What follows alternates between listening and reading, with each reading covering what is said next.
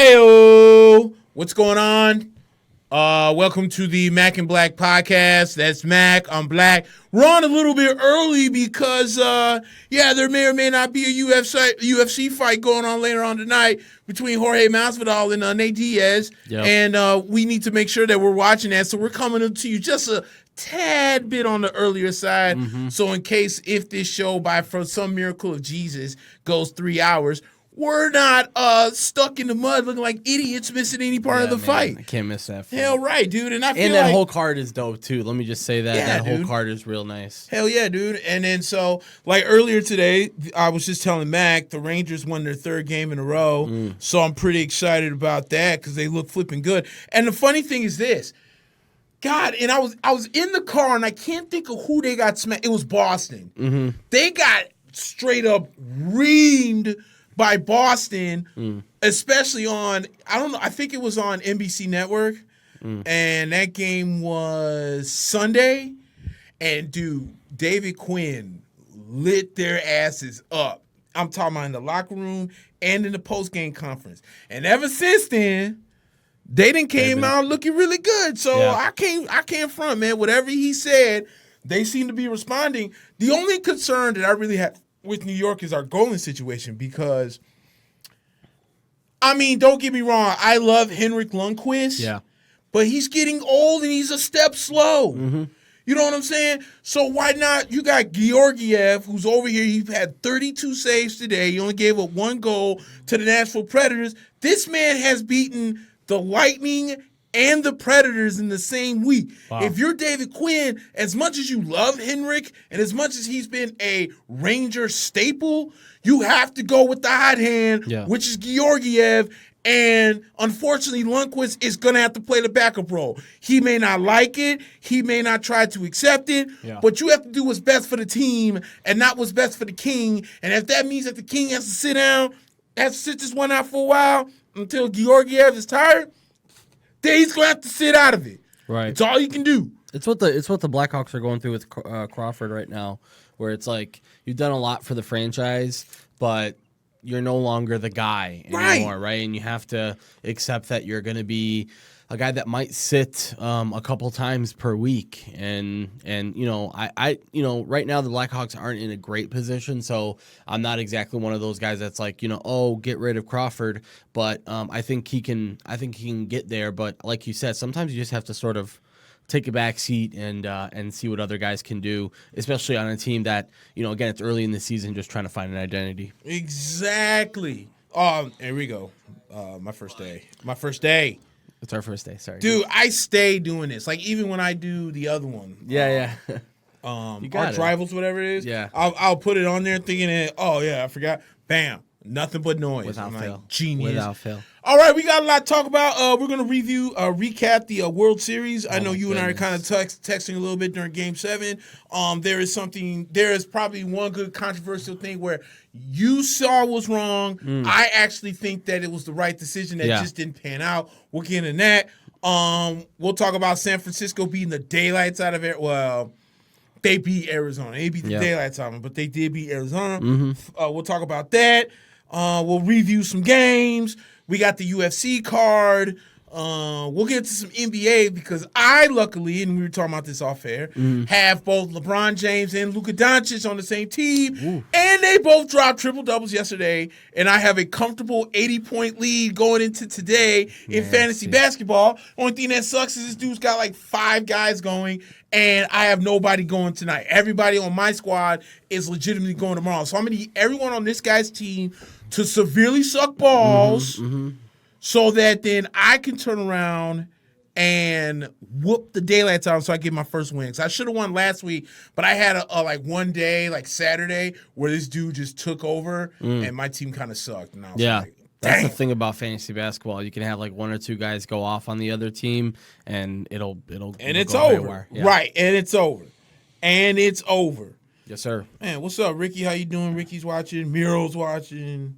What's up? All right, so let's get into this World Series. As a matter of fact, that's what I meant to do. I meant to share this. I'm gonna try and talk and do the same time. No, you know what? I am not good at doing this. Yeah, no. Now that I know we're jumping into the World Series, I can start with that. Yeah, because I think we saw the way that the World Series had panned out as of last week. I think both of us saw it coming that maybe, I think when we were here Saturday, it was the Nationals up 2-0. It was. And going into Game 3, where it was possible where they could, possibly go down 3-0. And again, Washington was at home, so I think a lot of the buzz was that, oh my God, this is going to be the end of it, and Washington was going to be able to wrap up the series at home, and they had 3 games to do it. And Houston came out. I will say that things sort of were a little bit unorthodox in the way it happened, during the series, but the home team never won a game, which is pretty crazy to think about because you see the way that Washington clawed back in Game 7, and it's sort of a example of the way that they clawed back in the season, the series, and just the whole World Series and the whole playoffs. They were down early. Houston was never really able to put up a ton of runs, which was tough for them because if they would have, you never know what's going to happen. It gives you a better, confidence pitching, and you may be able to make some decisions later that you weren't able to make because you weren't up by a ton. Right. And Zach Greinke had a tremendous game. I mean, the game of his life for Houston up until I believe it was the 6th inning. Or was it the 7th inning that Rendon hit that home run? But it was the 7th. 7th inning, yep. Yeah. So 7th inning comes and Rendon hits the solo home run, and up until that point, I think everyone's thinking, "Man, there's a little bug in the room, and it's gonna bug me the whole show." Yeah. So you was getting at me earlier, man. Yeah. So the big thing for me was when Rendon hit that home run. Houston was not necessarily prepared with what they were going to do next. I think they had Cole up and then they sat him down. Right. And then they brought up Will Harris and then they had Osuna up at some point. And so Houston still looked like they were in the driver's seat. They were only up by 1, but still you're thinking, man, Zach Greinke's having this game. You're going to see him maybe ride out this inning. And essentially what Washington does is. I think he gets out of that inning. Greinke does, right? Because they go into the next inning, and they bring in Will Harris to relieve Greinke after he walks 2, I believe, in the 8th inning. Mm-hmm. So you got 2 people on, and at that point, Cole is not even on the he's not up from the bullpen. He's sitting. And Will Harris comes into the game, and obviously we all know what happened. Will Harris gives up. Here's my thing. I want to pause. My big issue with it is this. It's Game 7 of the World Series. Okay. You don't really have any sort of baseball left after tonight. Mm-hmm. So you've got to come in with the game plan that my best players are going to play on both sides, whether it be batting or pitching. Mm-hmm. Now, your best player is not on the mound, but you have him in the bullpen. I don't think Verlander was available. No, there's no way. Yeah, I don't think Verlander was available at all, but you did have Cole available. Mm-hmm. So to me, I think the game plan in your head should have automatically been, I'm going to see how long Greinke can get me in. Whether it's 2, 3, 4, 5, 6, 7 innings is the question. And it turned out to be, over 6 innings into 7 innings, which is amazing, right? To me, if you bring in Garrett Cole, you only need another inning or 2 from Garrett Cole, right? You don't really need him to close the game. You just need him to keep it, where it is and hope that your offense can kind of put it away later. And instead, AJ Hinch brings in Will Harris, who you mentioned, he's had a great postseason other than what was Game 6. Right. He had a great postseason, and then essentially he comes in and gives. So tell me, what in that position, what is your thought process? Your thought process is that our guy is our guy. It doesn't matter if he had a tough game last game. we're going to bring him in. Or, another thing that I didn't even mention to you was, why not Osuna at that point? If he's your closer and you think, oh, okay, he's like my guy that I know can get a hold, why not Osuna? Why Harris? I'm just confused by that because I think they had a chance to maybe avoid breaking it open, so to speak, and they weren't able to do that, with Harris. There's a parallel to this. Mm-hmm. You have to go back to when was it 2000 and is it 13 that the Red Sox came back on the Yankees after being down 3-0? Yeah. Okay. That was one of the biggest mistakes that was made in that game was when Joe Torre brought in a starting pitcher in Javier Vasquez with the bases loaded, and he gives up a grand slam to Johnny Damon, which pretty much iced the game from there. The reason why I thought that it was smart for A.J. Hinch to bring in a Will Harris is because you wanted to get the clean inning. There's a lot of starters, and don't get me wrong, Garrett Cole's had an amazing season. He's had a great season. We all know what he did. 20 wins, 300 strikeouts. He's your best pitcher, blah, blah, blah. Paid, yeah. But is he comfortable to come in with 2 on and 2 out and make pitches to get out of that inning? So in A.J. Hinch's mind, he's thinking, okay, let me bring in my bullpen in Will Harris, who's had a really good – I'm sorry, you're right. It was 2004. You bring in your main – bullpen guy, you're kind of your go-to, which is Will Harris. It's just unfortunate that Will Harris gives up the 2-run home run to Howie Kendrick. Right. If that move goes out clean and it's still 2-1 going into the 8th or whatever, now you bring in Garrett Cole because you have him warmed clean up. Inning Now it's fresh. So that's why I'm saying. As much as everyone killed A.J. Hinch, I don't blame A.J. Hinch because as a Yankee fan, I saw this movie before when you thought, okay, I need to get out this inning, so I'm going to bring in a starting pitcher who's not comfortable in doing something like that as in trying to get out of a bases-loaded jam and then, start fresh the next inning. So I think in A.J. Hinch's I defend the move because I don't think it was such a bad move. It's just unfortunate for him. It didn't work out. Right. And then it just got seemingly worse from there because the Astros, in my opinion, went into Yankees mode. Just trying to swing for the fences, fences. Yeah. Try and go out there and get you some hits. Stop trying to swing for the damn fence. You would have thought it was hits. a 4-run lead the way that they approached it. Was like, oh, I got to go out there and get a run right now. Or, exactly. Or we just need, because we're going into. Well, I take that back. I think that was the 6th when it happened. So now you're going into the 7th, and you're like, okay, we're still down 3-2. So why don't we just get a couple of hits, try and move some guys? You got George Springer, that's a monster on the bases. Jose Altuve speaks for himself. I never liked them putting Michael Brantley in that 3-hole. I still would have try to put somebody else there, but I know you're trying to break up the right, left. But I just don't think that Michael Brantley is clutch enough to be in that 3-hole, so I wouldn't have put him in there. But you got some guys that could run the bases where you can move because that's what they used. That was kind of what they was doing against the Yankees to make things rough for them. Yeah. And you kind of went away from that because now you're down 3-2 and everyone's trying to be the hero. Right. But congratulations. First off, let's go back to Game 6. Okay. Because Game 6 was interesting.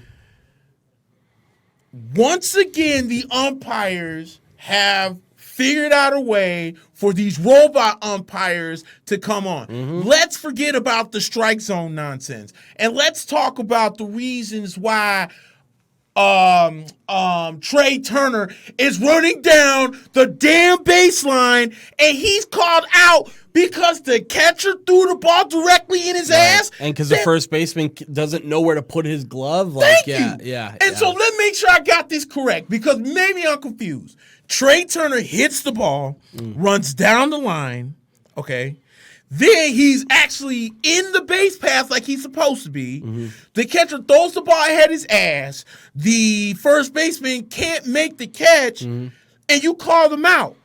Then, while Dave Martinez had every right to be upset as hell in that dugout, You go to New York, and those jackasses got it wrong. So wait, let me just be clear. I looked into this into this the next day. So apparently they never went to New York to review the play. That play was the reason why Dave Martinez was so upset as soon as it happened was because they had told him this is not a reviewable thing. Mm-hmm. This is it. That's the call. So he was super upset. He wanted to get clarification. So what ended up happening is, and I don't know if you saw this, I don't know if you caught this on the broadcast, but Trey Turner's in the dugout saying, he's right there. He's right there. And Fox caught it for about 10 seconds, and then they probably were like, get him off the screen. Yeah. But he was talking about Joe Torre, who's the head of the rules committee or whatever it may be. He's sitting front row right there. So they're saying, just ask the guy what the rule is, because the whole thing was that's not a reviewable play. Right. And that's where my beef is. My beef is like, if you're going to add this component to the game, and you're gonna say we're gonna add a manager challenge, or we're gonna add these we're gonna talk about this concept of this robo umpire. You're going to have to make every single play reviewable. You can't have a play like this, which I get it. It is a judgment call. But the guy, Trey Turner, did everything he could to stay in a legal position on that play. Right. He had every right to run on the side of the line that he was running on. I know a lot of people were talking about how he was on the left side of the running path. Right. He's allowed to run there. Technically speaking, the rule says he can run anywhere on there as long as his last step is essentially going towards the bag, right? Yep. So he doesn't even have to run right on the line. Technically speaking, he can run wherever he wants. Right. So again, the rule is so vague and gray areaed that the umpire makes this snap decision, says nope, it's an out. I think it's a terrible call right off the bat. I think a lot of people we're saying, well, I can see where he would think that. Listen, I don't see that at all. No. I see a guy in Gurriel, the first baseman, not really knowing where to put his glove. Right. Sticking his glove there out at the last second. And quite frankly, Trey Turner beat him to the bag. Right. So he's technically allowed to be anywhere he wants to. Right. So I don't see how during a 162-game season you don't really see calls like this, but in the postseason you see a call like this that could have. Thankfully, we're not talking about this in such a serious manner because obviously what happened the next pitch or the next batter, the 2-run home run by Rendon, who has earned himself some money, Nick. Oh, he's about to get paid. I don't know if it's with the Nats. The Nats offered him a 7-year, $210 deal, and he said no. So and he gambled on himself. Apparently, this he's from the West Coast and obsessed with going back to the West Coast. So we'll see what happens with this. But I would love for the White Sox to make spots for him, anyways. I don't really even care. The guy has a lethal bat, and that was cold-blooded. Each one of those at-bats was cold-blooded. So congrats to the Nats, like you said. Yeah, dude. I mean, it was, because I was actually doing the Arch Rivals podcast when it happened. I was watching it, and I saw the umpire call because I was like, oh, he's safe. Right. And the umpire comes down the line, he's out. I'm like, dude, he was clearly safe. And now you're saying that he interfered with no, he didn't. No, yeah. Gurriel, I mean, no offense, your catcher can't throw a ball and one can't catch it, and now you guys call him out. And then you spend 10, 15 minutes to get the call wrong. Yeah, and that's what was so infuriating. It's like you guys are taking 15 minutes just to have the rule explained to you. Like, you're not even challenging this. That was crazy, man. But, that Nats team, Nick, reminded me a lot of the 2005 White Sox. I see where you're going. There's like a couple midseason acquisitions that really helped. This team was, I was trying to think, Nick, the last time there was this much of an underdog that had won the World Series like this, maybe the Royals a couple of years ago. But the Marlins, maybe the Marlins, in what was it, 2001? Oh yeah, that was when they were relative. But or 2003. It was either I think it was 2003. I want to say the second one that they had, right? That's the one they beat the Yankees with like Josh Beckett. That's right, Josh Beckett. Yeah. That's right. Yeah. No, but I was just thinking, this team dead in the water in May. 6 months ago, they were thinking about firing Davey Martinez. They had fired their pitching coach. And they were talking about trading Max Scherzer. And all they did was just continue. And I remember when the White Sox played them, and they beat up the White Sox so badly. And this was when they were bad, too. Right. So they beat up the White Sox so badly, and I was thinking, man, the White Sox are playing really good baseball. And the White Sox escaped that series and continue to play good baseball. And all I could remember was thinking, man, those Nationals, they tore through us. Right. And Soto is a beast. Yeah. I think what they did with Corbin was so smart and it's such a good example of what I was trying to talk about. But I see what you're saying, because they never brought in Corbin when there was two guys on base, right? They would bring in Corbin because they're like, all right, it's the sixth inning. Go out there and get us a clean inning, right? Yep. So, I think they use Corbin in such a smart way, and I'm interested to see what they do this offseason, because there was talks that they were like, maybe we have to, no matter what, we might have to break this thing apart, because there's a lot of money on the books next year for them too, and there's going to be a lot more with this Rendon stuff. Yeah, Derek says that he thinks that Rendon is going to the Mets. I mean, I don't know. I mean. And I'm glad that he brought the Mets up, because they went out and hired Carlos Beltran as their manager going into next year, and there's you got Mets fans are out there crying the flipping blues we should have got a more experienced manager, and Carlos Beltran. Yeah. It's not about experience anymore. Here's the problem. You kind of had an experienced manager in Terry Collins. Yeah. Who took you to the World Series. Yeah, and the playoffs a couple of years too. Yeah. But again, this is where the New York Yankees break baseball. Or you know what? I'll even go, do I go 1 year? No, I go in the same year. Okay. Alex Cora has no managerial experience, is a bench coach for the Houston Astros, gets signed by the Boston Red Sox, they go on to the World Series.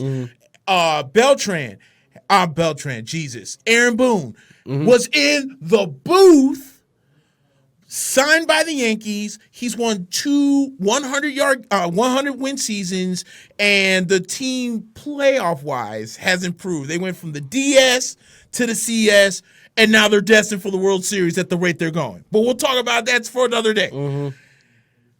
There was one more. Dave Martinez didn't have any managerial experience. He was sitting there with the Cubs and Joe Madden. And patience, not giving up on him quickly enough. So what I'm saying is, yes, okay, the Phillies went and got Joe Girardi, because the Phillies, they have a talented team, and they're thinking, okay, maybe Joe can gel this together. That may be the one old coach that they're going to get, old, quote unquote, that they can get, whatever. My thing with the Mets is Carlos Beltran makes the most sense, because he once upon a time played a lot of times with the Mets. Sure. He knows the Mets. And here's another Houston guy that sat on the bench for a team that went to 2 World Series, won 1, and went to the ALCS last year against Boston. Why are you complaining? Right. You know what I'm saying? Like, Mets fans drive me nuts, dude. They always want like this flashy manager in the pan because Mickey Callaway didn't work out. Okay, well, that was just Mickey Callaway. It's not that serious. I think Carlos Beltran was a good hire. Me too. But I think that's the trend now. It's just like in the NBA. How many times are you going to see Byron Scott get a job? Right. And I know Alvin Gentry has a job, but he got recycled. J.B. Bickerstaff, Scott Skiles. These are recycled coaches that keep getting job from job to job. And never get better. And they never get better. Well, here we go. Why doesn't Buck Showalter have a job? Because Buck Showalter has had multiple times. Okay, he was once upon a time a manager of the New York Yankees before the glory years. He was once upon a time a manager of the Texas Rangers before they got good. He was once upon a time a manager of the Orioles, and then they fell off. And they gave him a long leash in Baltimore and in Texas. So you get what I'm saying? So it's a recycled manager. I don't count Joe Girardi so much as a recycled manager, because he got an unfair shake in Florida, did all he could in New York, and I felt like he had one more bullet in the gun before we start hitting him, and now he used it for Philadelphia. But why would you want to keep going out there and get these recycled guys like a Bruce Bochy? I know he retired, but like a Bruce Bochy or Rod Gardenhire or, Who else sucks? That's a manager. There's plenty of names You know, out there. there's like there's this thing in baseball where it's like, if you've had a couple of stints, then somehow you're like, ooh, this guy knows baseball. And it's like, listen, you can know baseball and not have managerial experience, right? You know, I think the Yankees proved that. But, you know, there's also a couple of examples of guys who come from these, you know, relatively irrelevant positions on the bench or something like that, and they're all of a sudden now, you know, managers. There's a lot of times who are the managers who are like the up and comers. These are guys who spend years as a third base coach or as a infield coach or something like that. Right. And next thing you know, they're in and they're the manager. So I'm just the big thing for me was the Mets. You wanted somebody that was, you know, that was going to be able to come in, and I think there was too much unrest when it came to the managerial staff and the front office, where it was just like so much going on outside the clubhouse that it's like, dude, I just want the challenges of the clubhouse to be the only challenges I have to deal with over here, right? So I think Carlos Beltran brings you this consistency of like this guy who's calm, cool, collected, understands the process of being an MLB player and understands the process of being in, you know, sometimes, man, the biggest shock is just understanding that, man, I've got to be the man for a 162 game season, and the only way that you can really understand that sometimes is to be a player who's been there. So Beltran's been there, man, and he's been there. Yeah. Oh yeah. Right now, we're going to still keep talking baseball. I just want everyone to know that right now we do have Florida, Georgia on the big computer. We have Florida State, Miami on that side. Georgia is beating Florida 16-3. They're about to go into the third, I think. And then they won't let me expand that one. And then we got Florida State that's actually on the move to try and tie against Miami. Both teams are at 4-4 in the middle of the pack of the ACC. Yep. But as many people know, and Helen Keller could tell you themselves, I'm a Florida State fan, so that's why we got the game over there. While we're still on the subject of baseball, as far as the Yankees are concerned, they fired they fired Larry Rothschild, which it's funny you mentioned it. Literally, you mentioned it on the show last week, and it happened like the next day or 2 days later. And the question now is, who are the Yankees going to come in as the pitching coach? What I have read is they have a couple of these young guys in their AAA system that they're looking at. There's only one name that I think needs to be the pitching coach for the New York Yankees. I even saw before we came onto the show Pedro Martinez, but I don't want that either. David Cone needs to be pitching manager of the New York Yankees. There is no guy that I would want to be a pitching manager as David Cone. If you watch the games and you listen to this man talk about hot pitching, and he knows the analytics and all the stuff that goes into it, it's the perfect fit. Yeah. You know what I'm saying? And it's a former Yankee. He guides in the booth. We know he's smart. You know, I love listening to David Cone when he calls games. I hate it sometimes when he has to take days off. But I think that David Cone is the guy. There's also some things with the Yankees they're going to have to figure out. Aroldis Chapman. Apparently, Aroldis Chapman can opt out of his contract. Yeah. Word on the street is that if the Yankees don't extend his contract, that he will opt out of it. Wow. So now, you know, the decision's kind of looming on what's going to happen with Aroldis Chapman. Now, this is where I have my opinion and things get funny. Now, the funny part. So this guy, Derek, you know, the quote-unquote troll, our troll, who claims to be a Yankees fan, made a video about Aroldis Chapman, claiming that he thinks that Aroldis should go because it will save the Yankees a lot of money, and plus the Yankees do technically have a closer, because remember, Zach Britton was lights out in Baltimore when he was closing. What he did, which proves to me that I know he's not a Yankees fan, was when he was talking about Dellin Betances, who happens to be a free agent, but I think the Yankees are going to bring back, he kept calling him Betendez. And I was saying, who in the hell is Betendez? I knew who he was talking about. Yeah, but I'm like, dude, how do you not know the name of your own you don't player? know the name of your own damn pitcher. So God, you so dumb. So with that being said, exactly. Oh man, this is where he, believe it or not, this dude actually came out with facts. with Aroldis Chapman, the Yankees have to make a decision, and there's a piece of me. There's a small piece of me that thinks that the Yankees will be happy if he ends up opting out. Because for as good as Aroldis Chapman has been, the fact of the matter is Aroldis Chapman's fastball has lost a few miles an hour. Now, obviously, he's 32. Yeah. The arm is going to go down a little bit. But for a guy who almost 3 years ago was topping the gun at 104 and 105, you'll get that every once in a while, but his pitches aren't really topping off till about 98 to 100. He used to be able to do like 100 to 102 the whole at bat. And now when it's like 98, 97, 99, 102, 97, so yeah, he's definitely lost a little bit of his touch. And I hate to say this, but there's been talks about him along with a lot of players about what his real age is. Right. Because, Cuban players, when you come out, you don't really know. They're not coming with official licenses or, sort of birth certificates.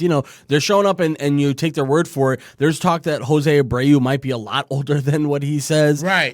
So, there's there's that too. I definitely would say if you're expecting Aroldis Chapman to be this flamethrower guy moving forward, you probably don't want to move forward with that. And that's and I think they're, especially with him kind of giving up the home run and the smile and all that nonsense that came with. Were they saying something about his smile? Because I thought his smile was more so. I can't believe. Yeah, I can't believe that just happened. I don't think it was like, oh, that was funny. I think it was more so like, shit, wow, that happened. Yeah, no, I'm with you on that. So. Personally, I was thinking about this in the car, and my opinion on it is I'm not necessarily for him opting out, but I'm not necessarily against him for opting out. Yeah. Because I would like to see Aroldis stay in New York to kind of keep the bullpen intact, especially when you're not sure what it is you're going to do with Betances, because I think Betances is still arbitrary or arbitration eligible, if I'm not mistaken. He's coming off the Achilles tear. Right. And he missed a lot of the season. So his health is in question. And with the Yankees, you have a young Jonathan Loaizaga who can also throw 100 miles an hour. You tried him out as he's Dellin Betances minus the fact that he's 6'8", because he throws 100 miles like Betances does. He has a decent breaking ball, but I feel like if David Cone becomes the pitching staff, he can show him how to use that breaking ball for strikes instead of. And so you can use Loaizaga, who hasn't really made it per se as a starter, but could really be a setup guy, to maybe a Zach Britton, who is a former closer, so he has the experience. He knows what to do. I don't know, man. I mean, I think like it's not. I'm not trying to say that Aroldis Chapman's ability to save games has gone down. No. I'm just saying, if I'm looking at the numbers for his pitches and you're starting to see that there's a decline in them, maybe it's better for the Yankees. And the fact that he's even having to think about the fact that the fact that he's even thinking about opting out of his contract lets me know that maybe he doesn't want to be in New York anymore. Because if you wanted to think about it, when when Tanaka was eligible to opt out of his contract, he was like, hell no. Yeah, I got $25 million that's sitting on the table. Why am I going to leave that on the table? I'll just stay here in New York and try and figure things out. And, we almost made it to ALCS. Yeah. And I think he has another option again this year, which he's going to stay in with. Look at you, Darvish. The Chicago Cubs gave him that big-ass, dumbass contract, and he said, what? Are you kidding me? He's like, you don't even need to ask me. Nope. I'm going to sign that right away. And on top of that, man, the big thing about the Chapman stuff is, Chapman's going to get paid on the market. I think the big thing right now, it's such a far cry from what happened a couple years ago where he went out of his way to come back to New York, right? So like it feels like you might be onto something with that, because maybe his feelings have changed. Maybe he's like, you know what, I can go get paid. Here's another thing, dude. It's a cold business in New York. You know, it's not only cold physically and climate wise, but it's, you know, they will praise you when they need to praise you, but when you give up the home run that loses you, you know, a World Series clincher, you know, they're gonna come at you with a little bit different attitude later. So maybe he recognized that and said, you know, might as well go try and get paid, which I think he will. I think a lot of people are saying, well, yeah, good luck on the on the market. I personally think this year we'll see free agency do a little bit different stuff than it did last year. Right. I think it's just gonna be different. Yeah, because you got Garrett Cole that's out there. You have Steven Strasburg who has an option.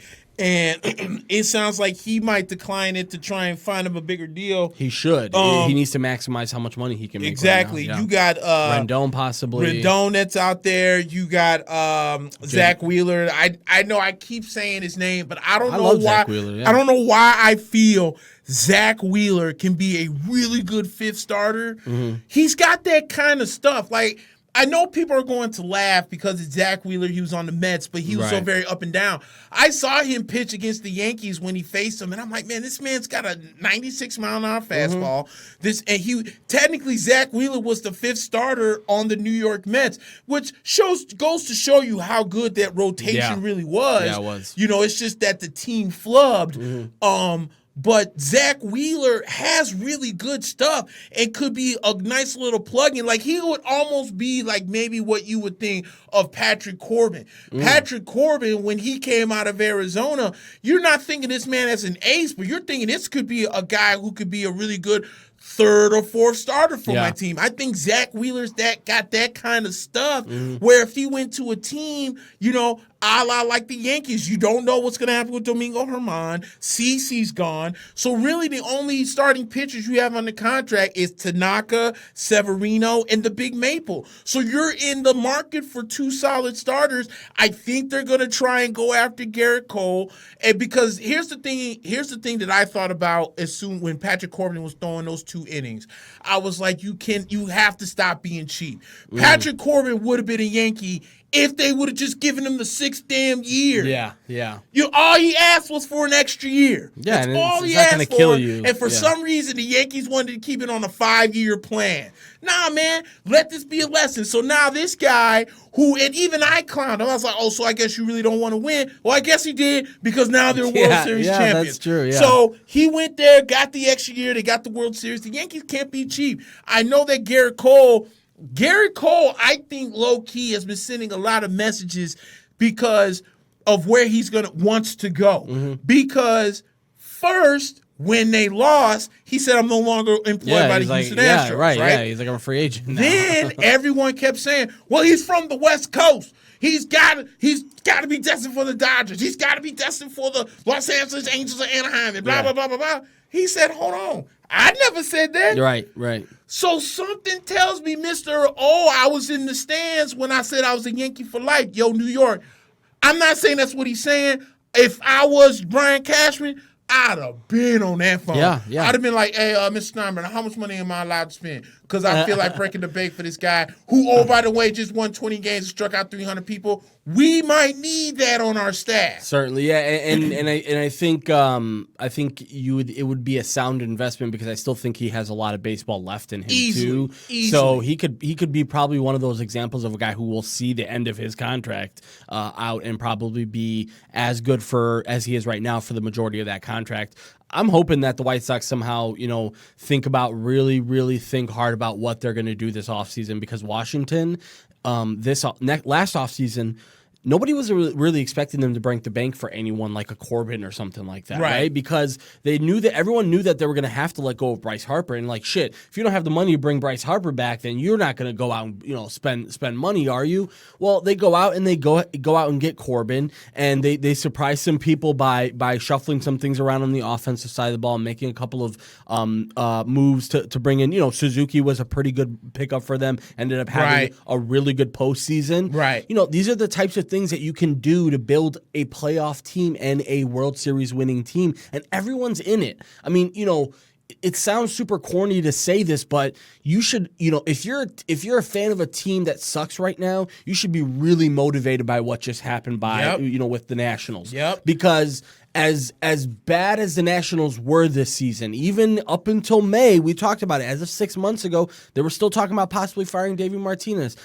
Fired their pitching coach, talking about trading away most of their assets, and then here we are 6 months later, and they're going to be getting ready for a World Series parade coming up next week. So pretty crazy to think about. And again, if you're a team like the White Sox, break out the checkbook this offseason and really understand that a guy like Rendon or a guy like Cole or a guy like even Wheeler, in combination to other different pieces, can be a really good pickup and can really help you take that next step. So I agree 100%. Teams need to think about it. I really do. So it's going to be interesting to see what happens there. I really think, I personally think that the Yankees are going to open up the checkbook, especially on starting pitching. Ellsbury's contract is off the books in 2021, I want to say. Wow. One of the worst contracts ever. What's going on with him? He's forever hurt. Right? It's forever hurt. Like, there's something wrong with his back. Wow. And at this point, even when he is healthy, where are you going to put him? I mean, he's still got a full outfield. And, to be quite honest, that signing was almost more of like a fuck you to Boston than really it was was anything, right? It wasn't like this guy's going to be the next big thing in New York. It was almost like, you know what? Fuck you, Boston. We'll take one of your best guys who's done really good stuff for you the last 4, 5, 6 years. And to be quite honest, Ellsbury had his days in New York, but man, that deal is bad, and that's another example of like why you don't give out these crazy contracts to older guys. But when we're talking about it, man, you gotta live in the moment, and you gotta make a move right now. That's the way that teams win. And Washington had every could have went out and said, you know what, we got Corbin on the line, but maybe we're not gonna even be good this year. Like why pick up Corbin? Why spend all this money? Commit a 6-year contract to this guy when we're not even really in the race, and we just let go of our best player, and next thing you know, you're a World Series champion. So think about it. And like I said on my Facebook, dude, Juan Soto basically is everything that Washington thought that Bryce Harper. Yeah, that's crazy, man. And his personality is so infectious. And, I loved what happened during the World Series when Bregman hits the home run and he carries the bat to first. And then everyone got real mad and real puffy during the game and don't ever do something like that. And what does Juan Soto do in that same game? He hits a home run and carries the bat to first. Yep. And then after the game, you would think the media was trying to egg him on to create some sort of like, we got a story here. So what did you think about the bat? And what did he say? I just thought it was cool that he did it, so I wanted to do it. Bingo. It's that's the coolest thing about it, is like, don't be a puffy, moody, weird guy and be like, well, I act like you've been there before, and I don't. It's like, I'm not an act like you've been there before guy. I'm a guy where it's like, if you hit a home run, go ahead, have your moment, do your thing. It's the World Series. I want you to enjoy. And I love Juan Soto, the way that he plays games with pitchers and all that stuff. I think that's the next generation, man. We have to learn that baseball's fun, and we want it to be fun, and we don't need to be cranky and weird and put on these unnecessary unwritten rules that again make the game a little bit mundane. So we'll see what happens. A huge blown assignment in this Georgia-Florida game. I don't know Georgia's dominating right now. Yeah, dude. I mean, if you just looked at this replay, the safety definitely went the wrong way and left this gentleman wide open. And then in this game, Florida State and Miami, a roughing the passer on Miami right now just gave Florida State new life. So we got our eyes on both of these games. So that's kind of with baseball right now. We'll keep our eyes and ears open. What's going on? Free agents, the hot stove starts next week. It starts basically. next week. Yeah, so we'll, by the time we come on, hopefully we'll hear some rumors and whatnot, and we'll figure out what a role this is gonna do and everything. I kind of want to get into the NBA because yes, I was talking to you earlier off air. I had both Luka Doncic and LeBron James on my fantasy basketball team, and they kind of gave me a nice little comfortable 80-point lead going into today, and I got a full squad going tomorrow. Just a few things. First off, the Lakers are 4-1, and they look really good right now. Better than the Clippers right now. They're it's kind of better crazy. than the Clippers. Kind of crazy, yeah. And to for what it's worth, the Clippers don't have Paul George. Right. So they don't have Paul George. I know Kawhi is considered by most one of the best in the league. But they're still keeping him on that minutes restriction, right? Load management, which is smart. You don't want to blow your load in the first 5 games of the season. Exactly. So,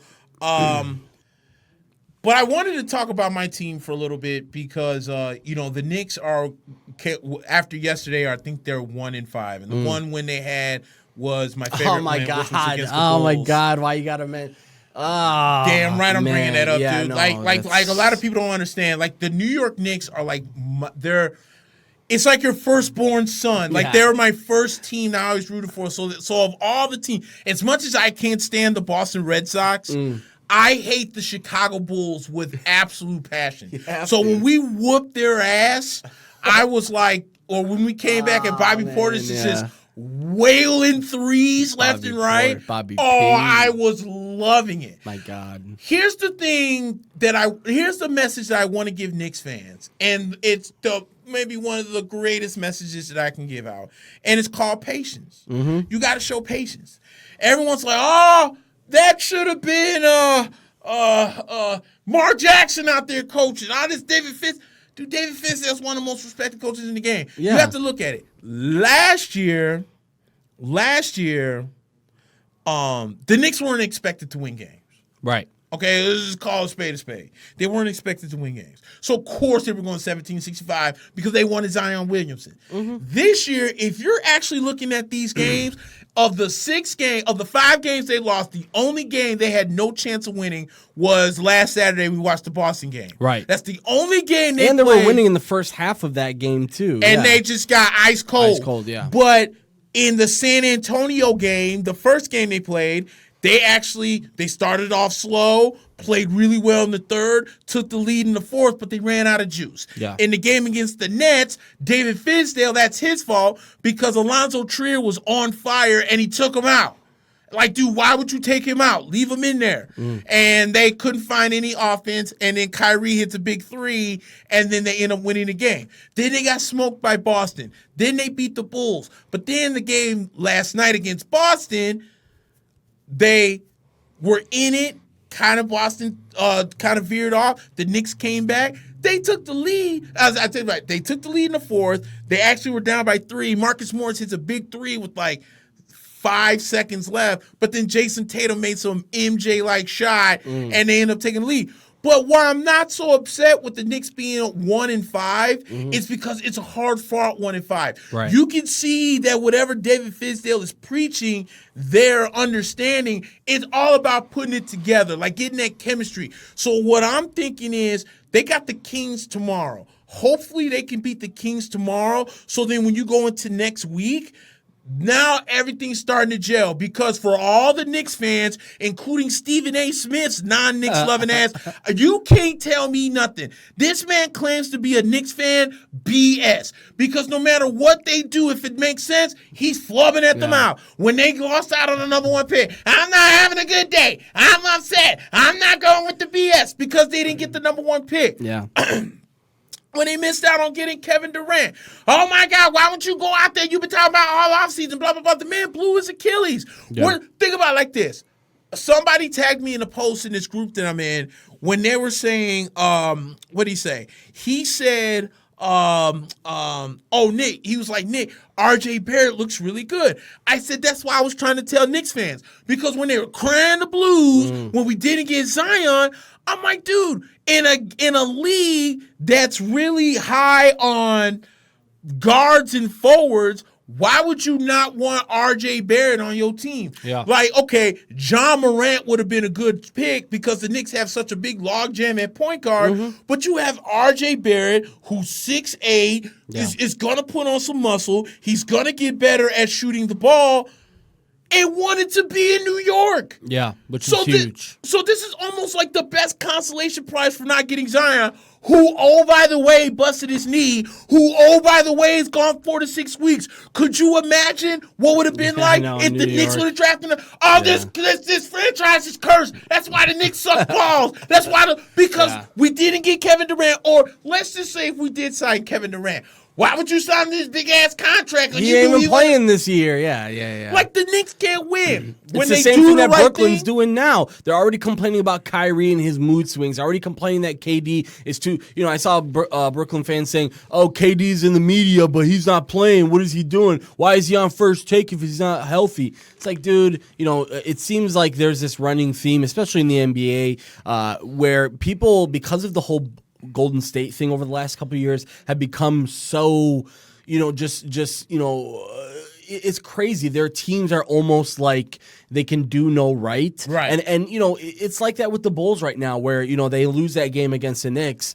And I don't know if it's just me just looking at the silver lining of things, but I look at that. I looked at my friend who I was watching that game with after they lost against the Knicks, and I said, I still think they're a playoff team. I think the Bulls have a chance to make the playoffs this year. That's how confident I am because they haven't played the type of basketball that they've liked, but they're learning to win. Something both the Knicks and the Bulls have in common is they've been in games this season where if they knew how to win games, they probably would pull out those games, right? So right now you're not pulling out those games.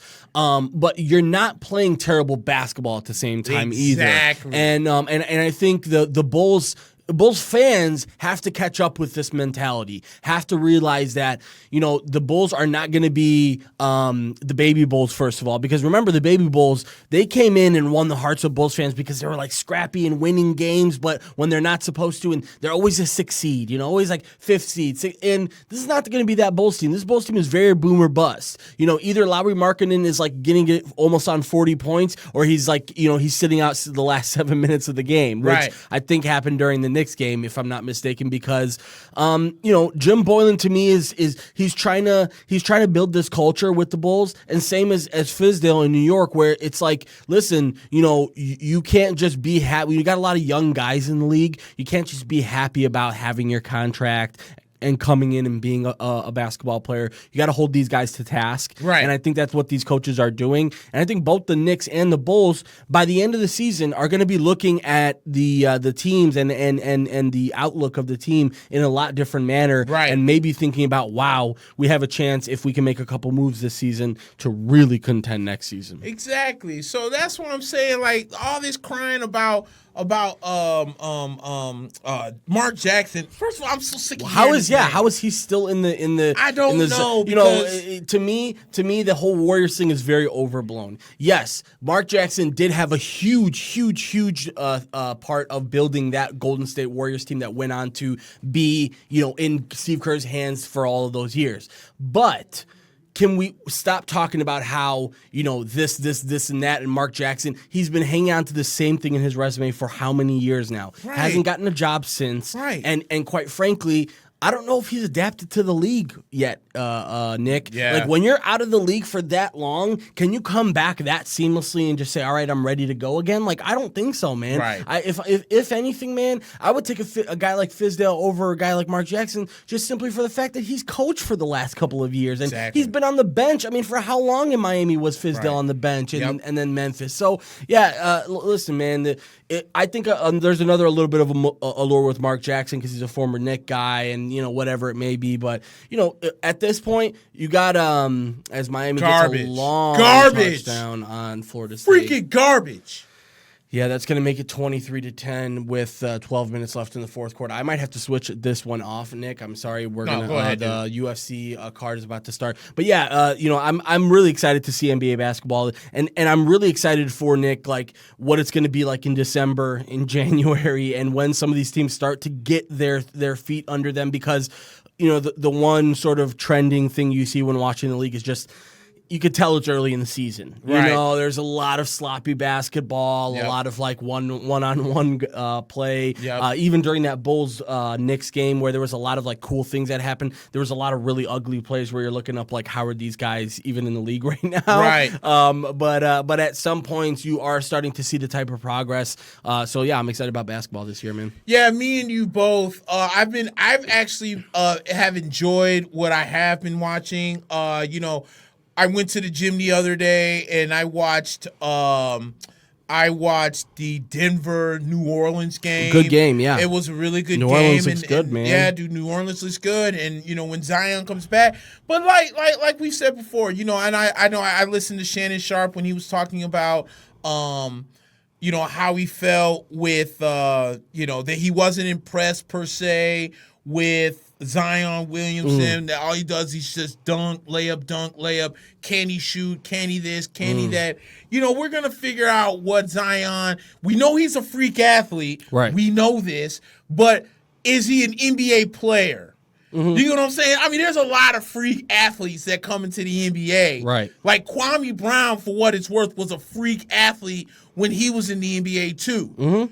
It's he just never adapted to being an NBA player. Yeah. There's a fat difference. So I'm anxious to see what happens with him. I thought Ja Morant the other night He looked amazing. dropped, what was it, like 30 on it was on Brooklyn if I'm not mistaken. Yeah, it was. Blocks Kyrie's shot and then goes and wins them for overtime. So there's And was going back and forth with Kyrie all game as if it was like Westbrook versus Kyrie or something. And here's what's funny about Ja Morant. What's funny about Ja is there was people like, oh, he's going to be garbage. Yeah, I know. He never played no real competition. He didn't play enough games in college.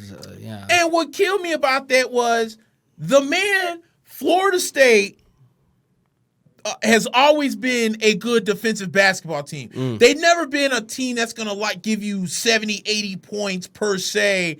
They'll never have a night where they're going to score 80 points for you and then would suck defensively. Right. Normally they're scoring 80 points because they're so good defensively that they're just keep giving the ball back. You feel what I'm saying? Offense, The defense is generating those points. Yeah. When Ja came out and put up a damn near triple-double, even though Murray State got blown out against Florida State in that, I think it was the round of 32 or the Sweet 16, Ja still looked good against a really good defensive team. So I'm like, yeah, this man's definitely worthy of being the number 2 pick, if not the number 3 pick, depending on who goes there. Yeah. But Memphis did the right thing. You got the number 2 pick. You trade Mike Conley to the Jazz, who needed a point guard because they got rid of Ricky Rubio. So that works out. You get Ja.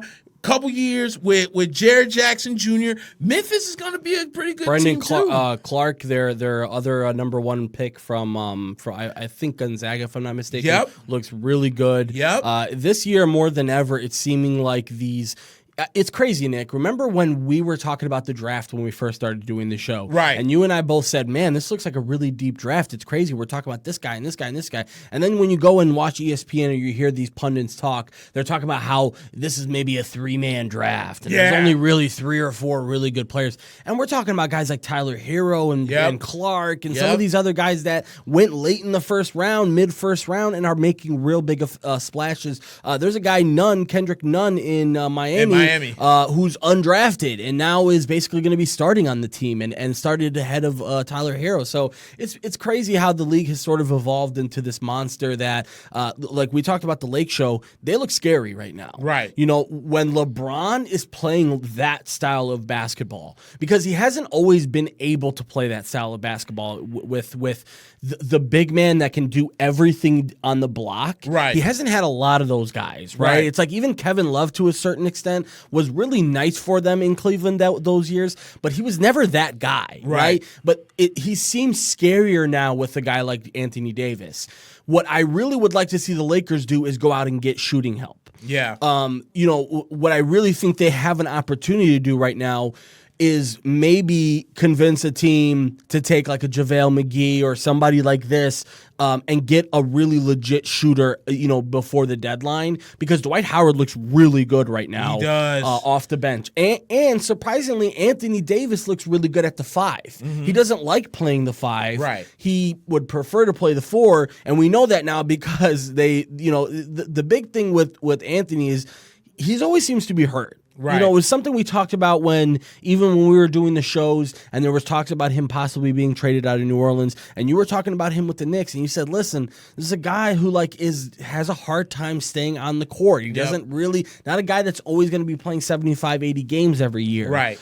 he already is having shoulder issues right now, playing through these shoulder issues, and I think partly because he doesn't want people to talk shit about how he's always hurt, right? So I think he feels obligated because he has been playing. He's been, very that game where he scored like 40 points in 3 quarters or whatever it may have been. He was hurt, he had a shoulder injury. But he had like a 40-20 game. 40-20 in 3 quarters. So the Lake Show look really, really fluid right now. It's going to be super interesting to see what happens with the Clippers and the Lakers once Paul George gets back. Because the Clippers already look nasty. They did look human a couple times since we talked about them last week. Because when we talked about them last week, the first couple of games, they looked like no one was going to score on them at all. Right. And then next thing you know, they come back down to earth a little bit. But once PG comes back, that's going to be scary. Yeah, I'm with you on that.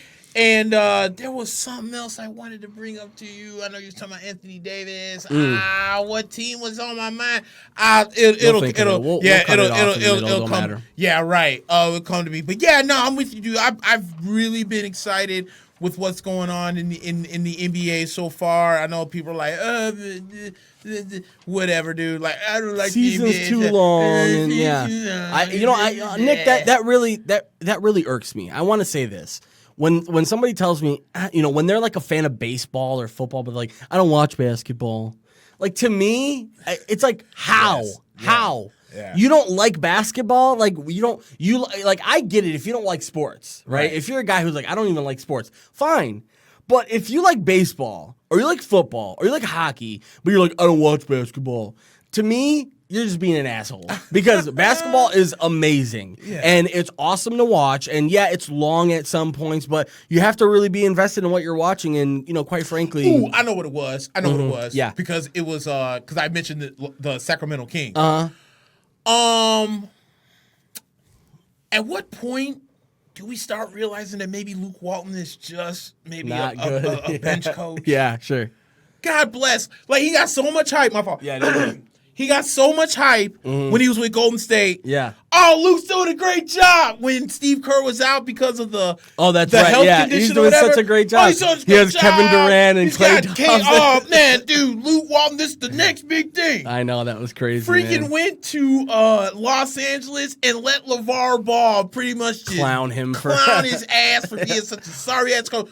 Which, by the way, it's so funny I bring that name up. Not so much that LeVar's been in the news, but how much has LeVar Ball not been like? Now, I'm not saying that he's not correct about. No, I'm not saying that he's correct about the Lakers will never win a championship because they traded. I'm not going to go that far. Sure. But for everyone that keeps calling him this big ass blowhard, where's the lie? Right. This man has legit told everybody that Luke Walton has no balls as a head coach and pretty much let LeBron and everybody run the show while he was there. Where's the lie? Because when he got fired, it took the Sacramento Kings no time for them to hire him, and they're not that good for a team. I know they're missing Marvin Bagley, but for like De'Aaron Fox, this was kind of supposed to be the year that he's supposed to kind of step up and take the next step. People thought this was an all-star season for him. You feel what I'm saying? And I feel like they've kind of taken like 2 or 3 steps back. So I don't know if they're still not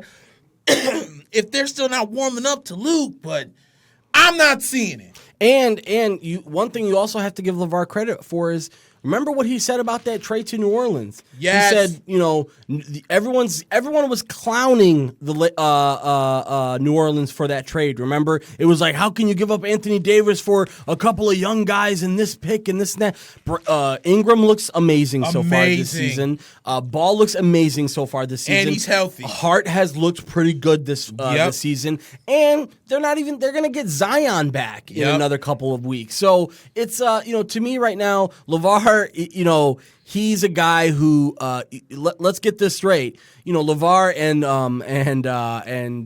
why am I blanking on his name? Lonzo are in a little bit of a heat right now because of everything that happened with Triple B and the business and somebody essentially extorting the family and stealing money from Lonzo, and a lot of that had to do with the way that LeVar handled the business, right? So I think LeVar rightfully saw saw that, oops, I messed up here. Let me take a step back. So that's why you don't see him in the, on ESPN and all this stuff anymore. But I'm with you, man. He sometimes says some things that you're like, he's actually right on. And if it wasn't for LeVar Ball saying it, you would be thinking it's right on too. Exactly. Yeah. That's the only reason why people don't never want to give him any credit, because it is LeVar Ball. Exactly. Exactly. You hit that right on the head, but by the way, guys, I switched the Florida State game to the early prelim game. The early prelim game early prelims for the UFC 244. So we're watching Hassim Dawodu versus I believe it's Julio Arce. Yes. Let me see. Let's see what else is going on in the NBA. That's pretty much it. I mean, it's been a young season. Yeah.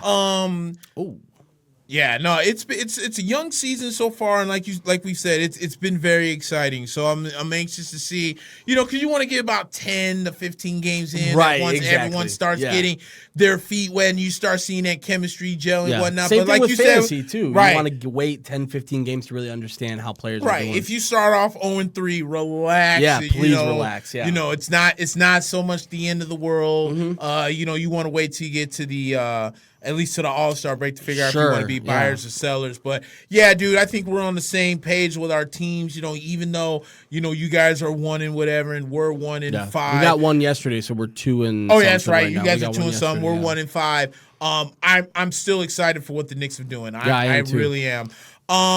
Just a little bit of hockey talk before we do a read, and then we'll get into. Yeah. I'm on the fence. I'm thinking in my head if I just want to go ahead and get into the UFC now, and then we'll do into football. We'll figure that out. As far as the NHL, the Rangers won today. That's their 3rd win in a row, and we kind of talked about this a little bit earlier. What I feel with the Rangers and what they need to do, because Georgiev, who really shined last year when the Rangers were, really in the midst of the rebuild, he was the one star that really stood out. And I love Henrik Lundqvist. I have his jersey. I appreciate everything he's done for the New York Rangers. But, man, the Rangers can't be scared to move on. Yeah. Georgiev has beaten the Lightning and the Predators, and there are 2 premier teams in the NHL, and he gave up 1 goal on both squads. Yeah, that's you get what crazy. I'm saying? And that's the one thing that, and any Rangers fans that's watching this will kind of agree with me in this. The one thing that used to make me so upset with the way the Rangers and Henrik would deal, especially when Henrik Lundqvist was on the ice, they took advantage of him. They knew, okay, if we go back to the year they went to the Stanley Cup, we knew how great Henrik Lundqvist is. Right. So your little lapse on defense, because he's going to make this save, that save, whatever. Yeah, he'll be fine. He can make that when save. Cam Talbot would go in there, he'd be lucky if he saw 25 shots, because they would tighten up the defense, because we don't have Henrik let there. Right. And it would piss me off, because I'm like, dude, can we please not have Henrik Lundqvist keep seeing 40 shots and have to make 39 saves, please? Yeah. And it's kind of paid. And I feel like he's worn out, because that's what they keep doing. Right. Georgiev in the game against Tampa Bay saw 33 shots, 32 saves. Today, I don't think he saw more than 30. So, but at the same time, though, with Henrik Lundqvist, if he sees 30, we don't win these last couple of games, because he's struggling. He's like a tad slow. Right. So I think what the Rangers need to do, what David Quinn needs to do, is grow a sack. It's Henrik Lundqvist. You respect what he's done for the Rangers. Georgiev is the hot goalie. Stick with the hot goalie. Yeah. Don't have to bring back in Henrik because, what he's done for the team or whatever. Right. Do what you have to do that's better for the squad. Right. And the way the Rangers went with the offseason by paying Panarin what he did and paying Trouba and making the trade for what they did, where they pretty much just recycled the same pick that they got from the Jets in the Kevin Hayes trade. you need to take advantage of this. And I'm starting to see, because the Rangers got hit with that 1 week off crap in the first week. Yeah. And when they came back, they were flat as hell. And then, like I told you, they played that game against Boston when they got absolutely whooped last Sunday. And whatever David Quinn said, they've now turned it around and turned it into a 3-game winning streak. And they're starting to play better hockey. And the goaltending's starting to be better under Georgiev. And that's what I'm saying. I think with New York right now, you need to go ahead and just stick with Georgiev, because I feel like the teams are not saying that they're not confident with Henrik. They seem a little bit, there's more of a boost. Yeah. When Georgiev is in there. So that's what I want to see them do. Yeah, and it seems like a similar situation to the Blackhawks right now. They've got Robin Lehner who's backing up Corey Crawford, and Corey Crawford has a special place in the heart of Blackhawks fans. Right. And, a lot of people are really nostalgic. It's like that with all the Blackhawks players. It's even to a certain extent Seabrook, who, by the way, has been a healthy scratch for 3 games now. Right. And he's not happy about it, and part of it is because he has a no trade clause, and the Blackhawks can't trade him, and they don't feel like they want to play him, and they'd like to play young guys. But the Blackhawks are in a really tough position right now, man. They're not playing good hockey, and at the same time, I think the other night they had like 3 total shots on goal the whole game. Right. I think they went one game, they went 3, close to almost 50 minutes without a shot on goal. So right now they're playing ugly hockey, and I wouldn't be surprised to see a lot of changes made very soon. Even ones that it's crazy to say, but I won't be really, really surprised if I wake up one day and see that notification about a Jonathan Toews or a Patrick Kane I'm trade. telling you, dude, and I've been trying to preach this for a minute, because I keep asking myself, when does the train end? It's not like in Pittsburgh where, because this is what I'm thinking. This is what Blackhawks fans are saying, because I keep saying, okay, the Blackhawks had that great run, 3 cups in 6 years, great run, okay. But ever since Marian Hossa had to retire because of the allergic reaction to the jersey, this team has not been the same. I feel like they're missing something. Like we know Jonathan, not Jonathan Taylor, the other one, Patrick Kane is a wizard with the stick. Sure. We know what captain abilities Jonathan Toews has, and he's a very good talent. But when does the train end? Because I feel like as I mentioned, Pittsburgh with Crosby and Malkin, they're always in the playoffs. Right. They're always in the mix. They're always like 1 or 2 good games away from the Stanley Cup. Or Alexander Ovechkin, they're always in the playoffs. They're always in the mix. They're always 1 or 2 games away from the Cup. I'm trying to think of what's another one. The Tampa Bay Lightning. Tampa Bay, with Steven Stamkos. Terrible and last year, but you know what I'm saying? Yeah. They're always in the mix. They're always playing good. With the Blackhawks, they're the last couple of years they're not in the mix. No. And then you still have Blackhawks fans that are crying the blues about Coach Q being gone. Yeah. And no offense, but it's time to get over that. But then at the same time, it's like, you fired Coach Q, but you're still playing at the same level you was even when he was here. Yeah, I think that's what upsets people more than anything, is that you fired Q 14 games, I think it was 14 games into last season. Right. And the team hasn't played any better. Right. And this guy that you hired, the only other places he's coached are in Rockford. So I think a lot of people were really upset because, Coach Q hung around, and now he's coaching in Florida right now, and Florida's not doing, not doing too bad to start the season. But to me right now, the Blackhawks fans, I think you mentioned it. It's time to exit the honeymoon mode. Seriously. Exit this thought process that Kane and Toews will be around forever. I'm not a huge fan of trading them, because here's the thing that I want back when I trade a Patrick Kane. I want back this significant package where I have 2 NHL-ready prospects and like 10 or so picks. I want something crazy like that, right? Because Patrick Kane is still there. Toews, here's the thing about Toews, man. Toews has never been an extraordinary athlete. Right. He's never been a guy that's going to be faster or stronger or, just more athletic than the next guy.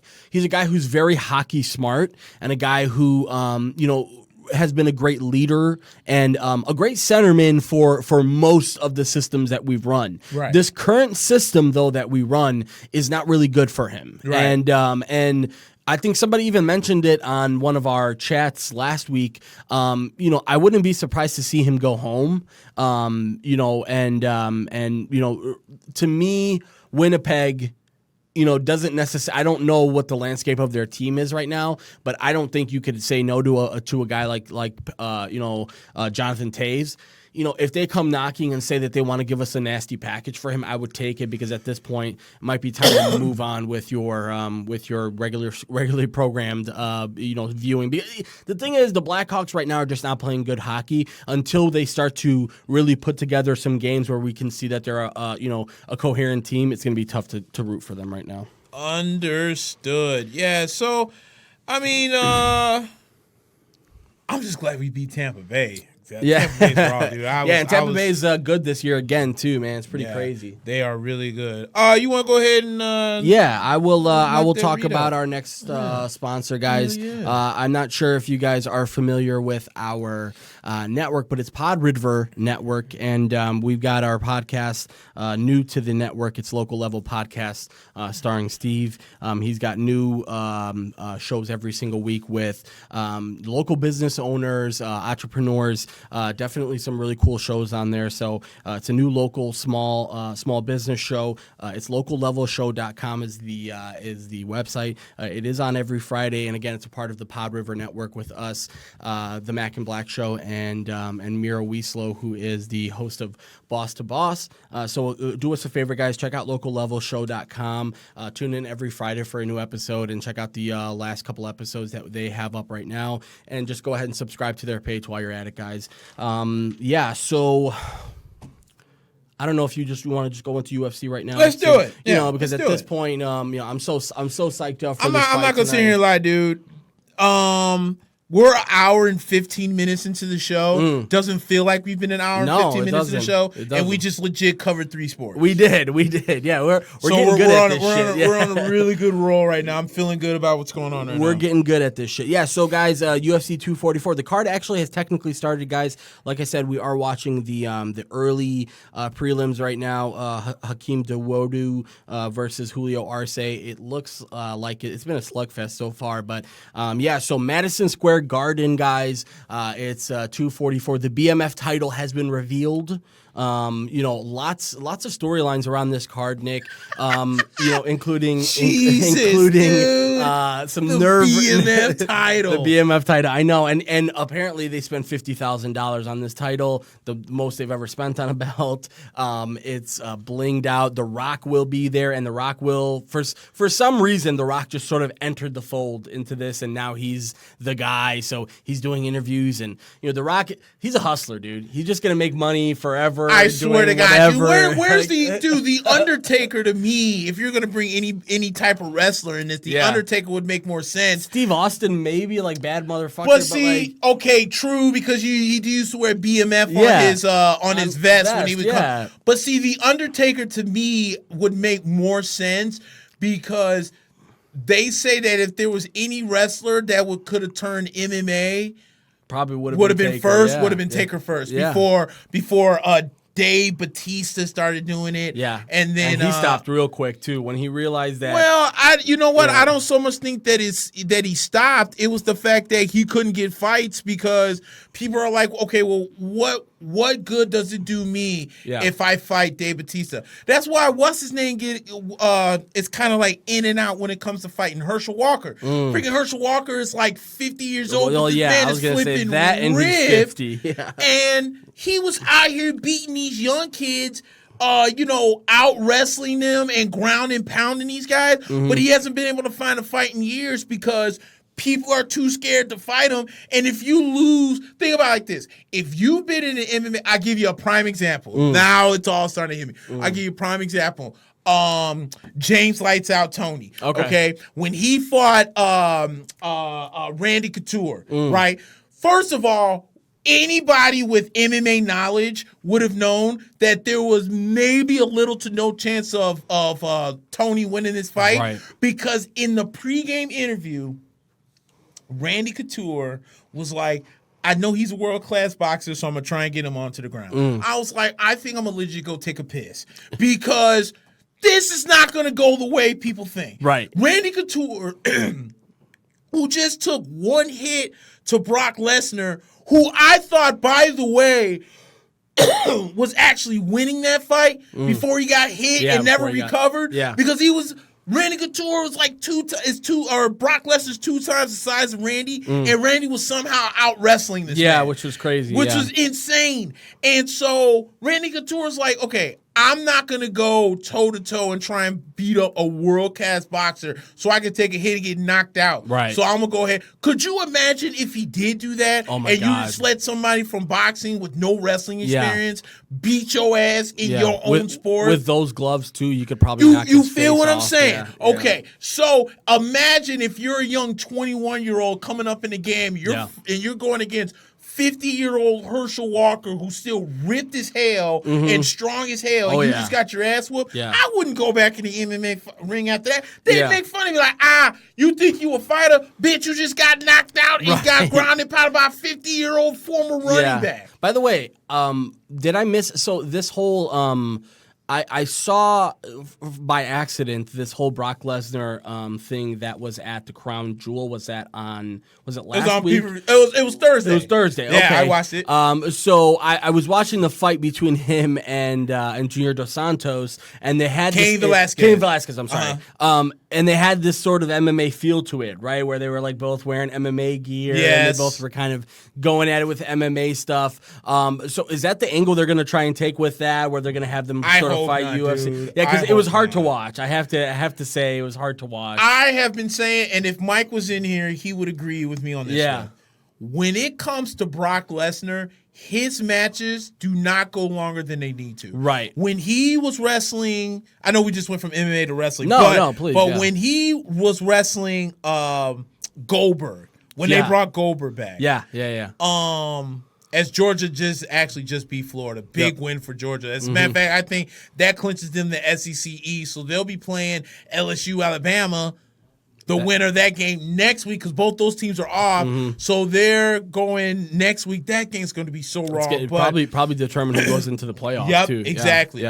So when Brock wrestled Goldberg, that match was every bit of 2 minutes. Goldberg beasted Brock Lesnar. When Brock wrestled Goldberg a second time, it was the same thing. When they wrestled a third time, it was only maybe like 5 to 6 minutes.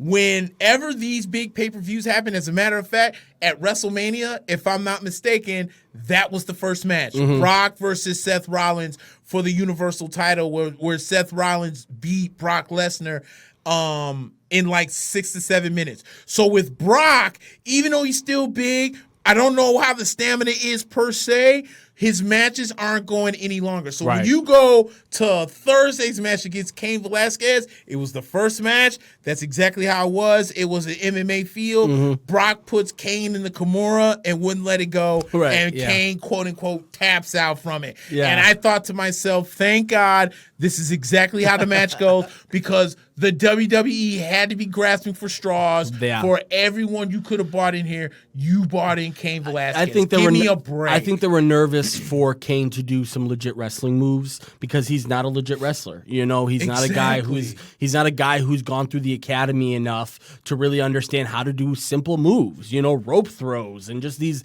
very simple things. That's why I was super surprised to see both him and, I haven't had to follow the angle that they've had with, I don't know why names are escaping me today, but the heavyweight boxer,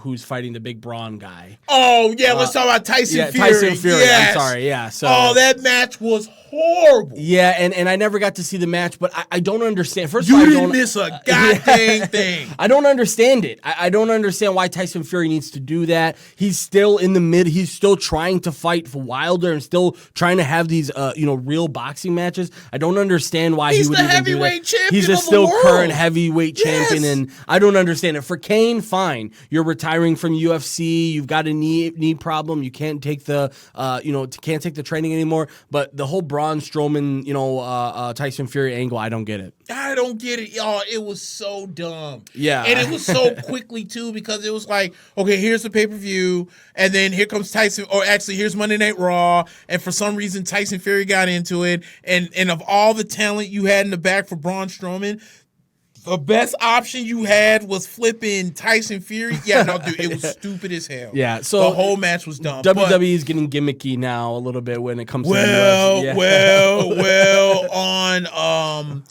On Friday, I haven't watched it yet, but apparently, so they were in Saudi Arabia, and apparently these guys had technical issues with the plane, so half the roster's still there. Oh. So they had to bring the NXT roster to SmackDown, and I heard it was an absolute blast. Oh, it was better. Oh, wow. I Yeah. heard it was killer. Like, a lot of people were excited about it. Awesome. So I need to watch and see what happens. Yeah. But yeah, dude, but we're going back to the UFC though. Yeah. So that's on.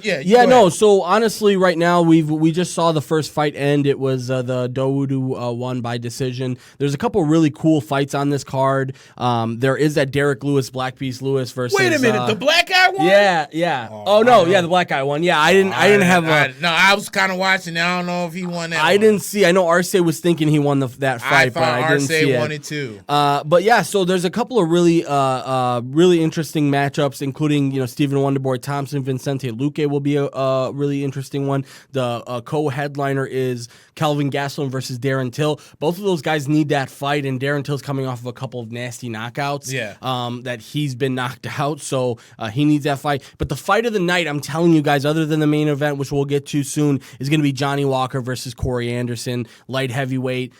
Johnny Walker is this super exciting prospect. You guys will see his highlights. He's one of the most exciting fighters in all of the UFC. He actually was supposed to fight. He would have been on 4 fights this year, I believe, if I'm not mistaken. If not having like some sort of accident between one of his fights last month. But he's on this card facing Corey Anderson, a local product from Rockford, Illinois. Yep. And a guy who does a lot of wrestling. So Johnny Walker's this creative capoeira striker, and Corey Anderson is a guy who's going to want to wrestle you. I see Anderson taking him to the ground. But here's my big thing.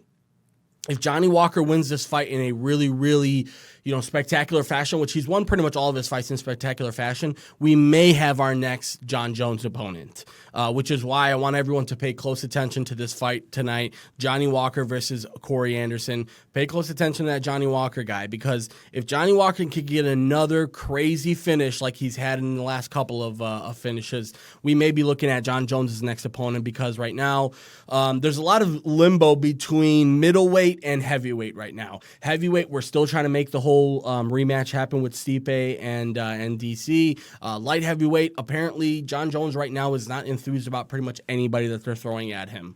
And then the middleweight, Israel Adesanya and Paulo Costa was supposed to be the fight. Paulo Costa's hurt now, so apparently they can't make that fight happen. And it might be Yoel Romero, who, it's crazy, he's lost almost like three out of his last 4 fights, but still in the contention because that's how good he is. Right. But yeah, so just keep an eye out on that fight, guys. But obviously we're all going to be watching tonight for that Nathan Diaz versus Jorge Masvidal fight. It's a pretty crazy fight. As we're watching them, they're actually showing a notable wins for both of them. Nate Diaz coming off of that knockout of Anthony Pettis in his last one. He had those 2 fights with Conor McGregor. I thought he won that second fight by decision. A lot of people, think Conor did, but I don't. He's beat, both of them have beat up on Donald Cerrone. The big thing for tonight is just that, I think Masvidal has the power in this circumstance. Nate is a great jiu-jitsu guy, a guy who does not mind going to the ground. I don't think Masvidal minds going to the ground, but I think Masvidal wants to keep this on the feet. I think Masvidal really wants this to be a scrap and a hand fight. And I think right now, like I said, Masvidal has more power.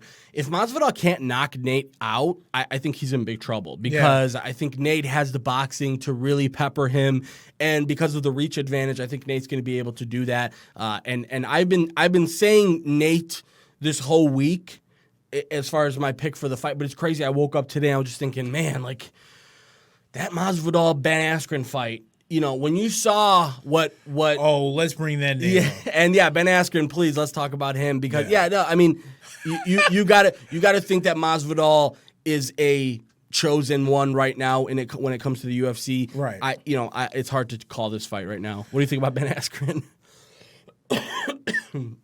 Who did he just get knocked out by? So he got choked out by Damian Maia. Yeah. Damian Maia, that's right. The submission specialist. Yes. Okay. Yep. So here comes big bad Ben Askren, right? Sir. about a month and a half ago, got his ass knocked the hell out in 5 seconds by Jorge Masvidal. Yeah.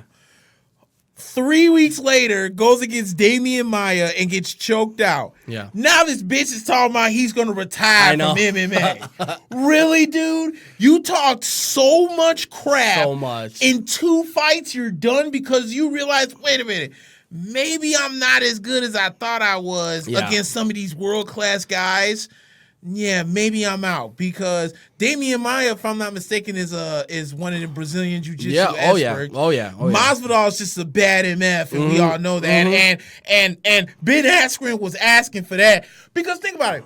And we talked about this fight, but if you think about it, dude, Masvidal knew that Askren was going to try and wrestle. Right. He knew it. He was like, "There's no way this guy's trying to stand up with me." So what's the best thing you're gonna do? He's going to try and take you down. You go in, balls to the wall with a knee, and obviously the knee's going to be a takedown. With Damian Maia, we know that Ben Askren is a really good wrestler, but sometimes that jiu-jitsu that most people know is what takes the aggression from wrestling into a submission, and your dumb ass fell for it. Yeah. So now you're all of a sudden you're like, I don't know. I think I'm gonna contemplate retirement. No, you suck. Yeah. Okay. That's sad. And the thing is, that's what kind of kills me because we're looking at Nate Diaz, and it disappoints me so much that we keep seeing Nate, but we see very little of Nick. Right. And I was so pissed off at Nick Diaz when after he lost to GSP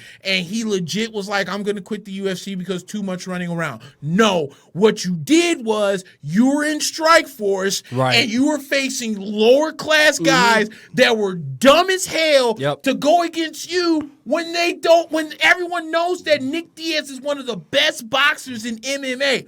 So if I'm George St. Pierre, why would I go one-on-one with a world-class boxer? Right. The same shit I just mentioned not a second ago about Randy Couture. Why would he be dumb enough to go up against a guy that was never knocked down in his boxing career? Right. So so you're facing guys like Charles Crazy Horse Bennett and KJ Noons and these other half-ass clowns, and then you come to the UFC where you're fighting guys like GSP, when you're fighting guys like, I don't know, who's another welterweight that was a rival to GSP? Matt Serra had those couple of, fights. Matt Serra, know, guys that are smarter, that might do better homework, that understand the game a little bit better than the guys you're fighting in King of the Cage and Strike Force. World Series of Fighting. You get what I'm saying? And so when I saw that Ben Askren, so I think that's kind of the difference between the two.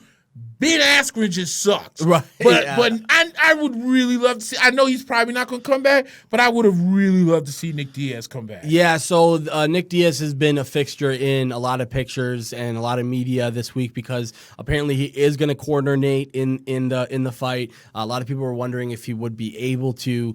Here's the thing. The UFC doesn't hate Nick Diaz. I think it's the opposite. I think Nick really hates the UFC and USADA and what they did, the 5-year ban for weed. I mean, to me, man, there's a lot of things that, I'm a big proponent of, like in the league, in the NFL, if you get busted for weed, you should face repercussions because you know that you're not allowed to do it. Exactly. Right? It doesn't really matter what the rules are, and we can get into that conversation. So it's a separate conversation, but there's no doubt about it that what USADA did to Nick Diaz was complete bullshit. Yeah. Ruined his career essentially and really derailed him. And there's still, it's crazy because every 3 or 4 months there is still rumors of like Nick Diaz fight in the works and this and this and that. And I don't think it'll ever happen. But and then back to Ben Askren. Ben Askren to me, he's a guy who loves to be the hammer but hates to be the nail. Man, bro, I swear.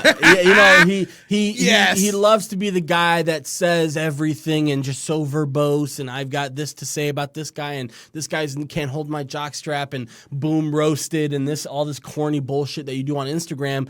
And then people want to try and paint him as this, oh, what a respectable guy. He went on Ariel Helwani's show on Monday, even though he lost. A lot of fighters wouldn't do that. You know what, dude? You don't get credit for me for holding your word. You know what I'm saying? Like I don't care about that. To me, you know, and I'm sure most of you, and I'm sure both of us, didn't watch that fight because it was on at 8 a.m. because they were in Singapore last week, which was dumb. And it goes back to what we were talking about before. Stop having fight cards at 8 a.m. You know, which is just, it's crazy to me that they still have that. But and the NFL, you next here in a minute. Yeah, for sure, with those London games. Yeah, but at the same time, the Askren stuff, if you missed it, you know, he was winning most of the fight. It surprisingly turned into a hand fight because both guys really realized that their skills on the ground really clash and were very even. So it started as a hand fight, and Askren was actually winning for most of the fight, and he just sort of got careless and gave him his neck, gave Maia his neck, and Maia choked him out. So Askren, good riddance. I've never really seen the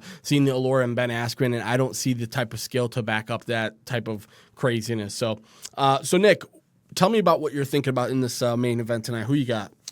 I'm going with I don't know, man. I think I'm gonna go with Masvidal. Okay. I think I'm sticking with Masvidal. I had somebody tell me, a friend of mine, this guy she's talking to put money on Diaz because they said that he feels that Masvidal has not seen a fighter with the style of a Nate Diaz, which he could be right. But it's something about Jorge. I'm kind of with you. Like it's something about Jorge that I don't know why this video is acting weird on my phone right now. Like it won't stay. It keeps saying there's an error.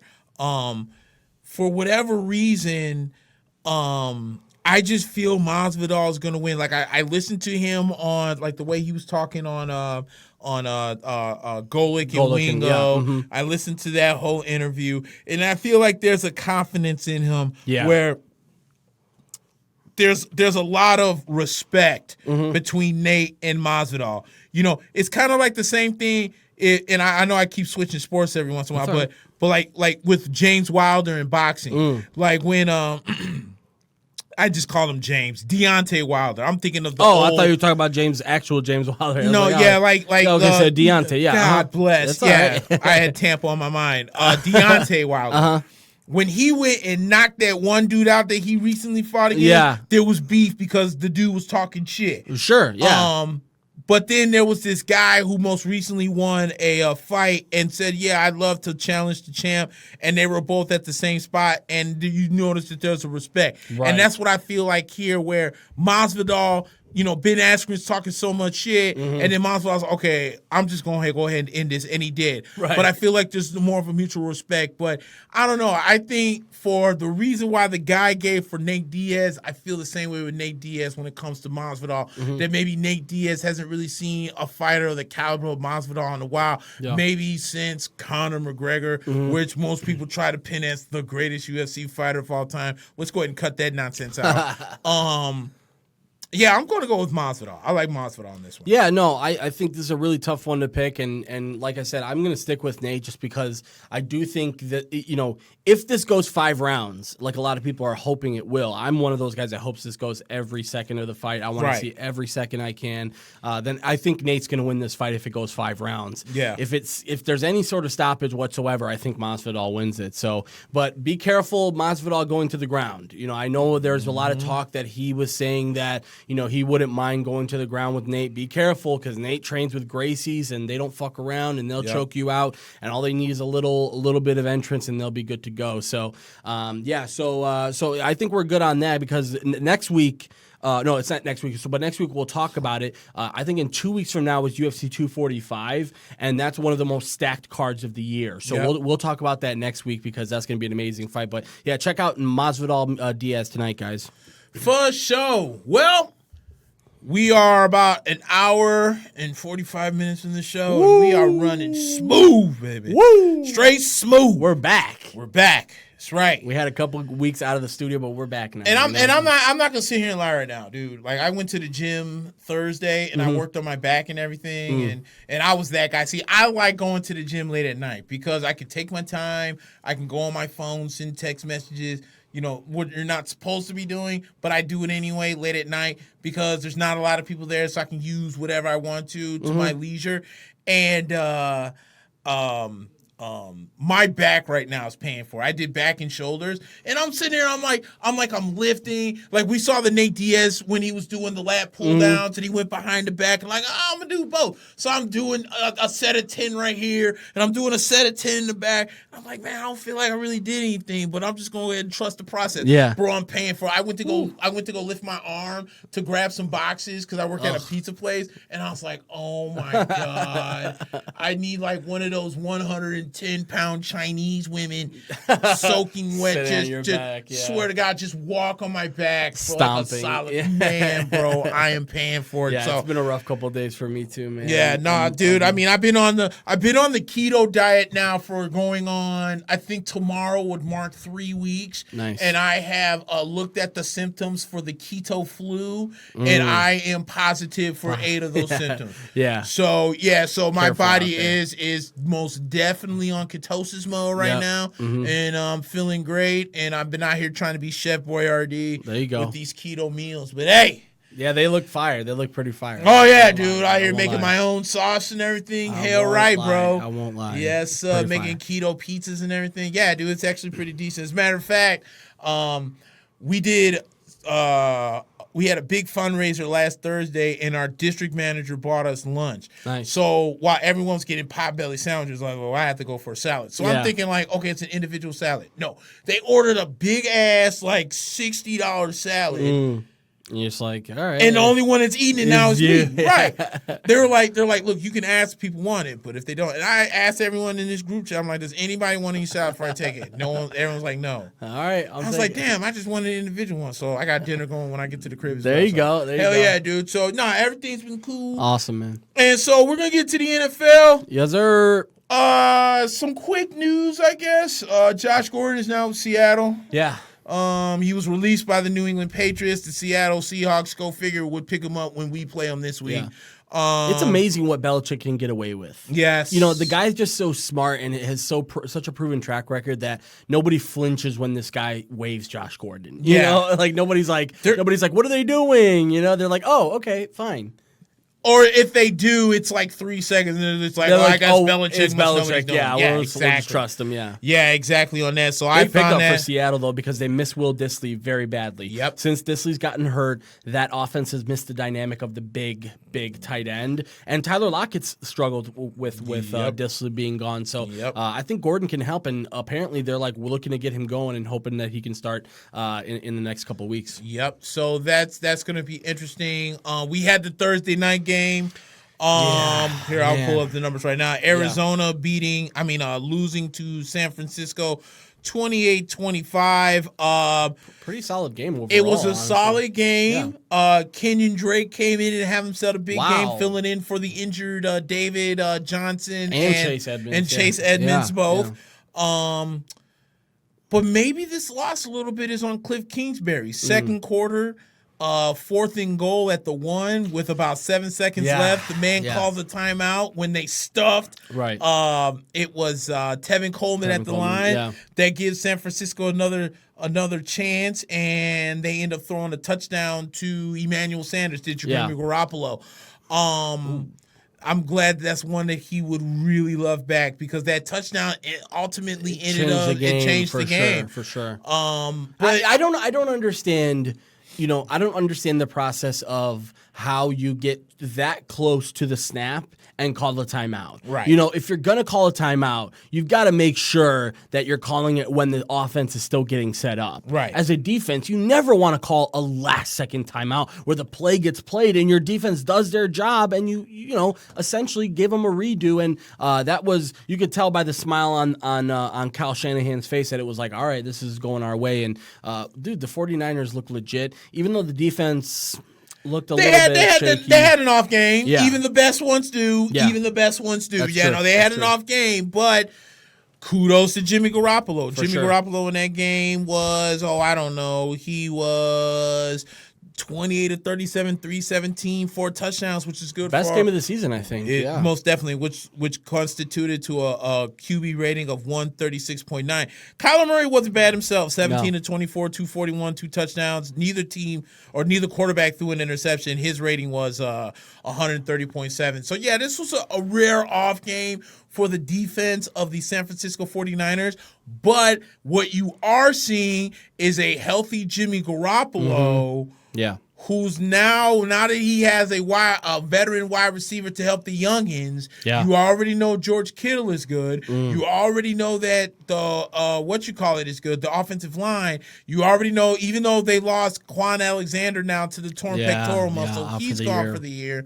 All the 49er fans are saying, look, it sucks, but it's the next man up. We got a couple of guys that can take his spot. Yeah. So San Francisco can say, okay, we got out of this with the win. We now get 10 days off. Everyone gets to, quote unquote, rest a little extra. And then they got a big game next week against Seattle on Sunday night. Big game. So we'll get into them playing Tampa a little bit later on. We get to the 3 o'clock games. But this game that Seattle's going to have is just as big as going into next week. Because if you lose this game and essentially you end up losing next week, you're technically 5 games out, and you might as well at that point give San Francisco the West because the way that they're playing, it doesn't look like they're going to be losing anytime soon. No, because it doesn't.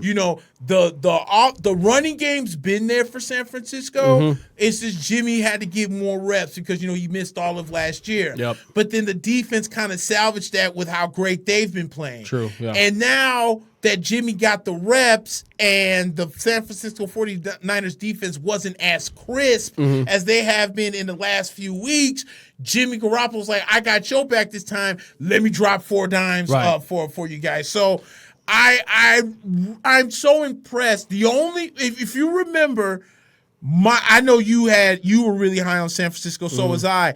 I said, because I'm a homer, that they would win out of their first 8 games. They go 7-1 because they were going to beat Tampa Bay. Yeah. They're 8-0. So they did what I didn't think they were going to do in the first week, and then has done everything else. Yeah. So I'm not saying that I'm like extra surprised on what San Francisco's doing, but I'm definitely impressed because this is a good football team, and you have a legitimate coach who's running a really good offense. And even though you don't have the sexiest of running backs, they're getting the job done. Yeah. And the scary part is the 49ers have been injured so far, like really heavily injured. Yes. They're getting back. Both their starting tackles possibly next week. Yep. Joe Staley and McGlinchey are both coming back next week. Yep. Obviously, Quan Alexander hurts, but they're going to be getting back some guys that will help them. And I agree, Emmanuel Sanders looks like a natural in that offense already. And it's going to be scary because I'm very much looking forward to that game next week because Seattle, man, they've got a lot of questions to answer because,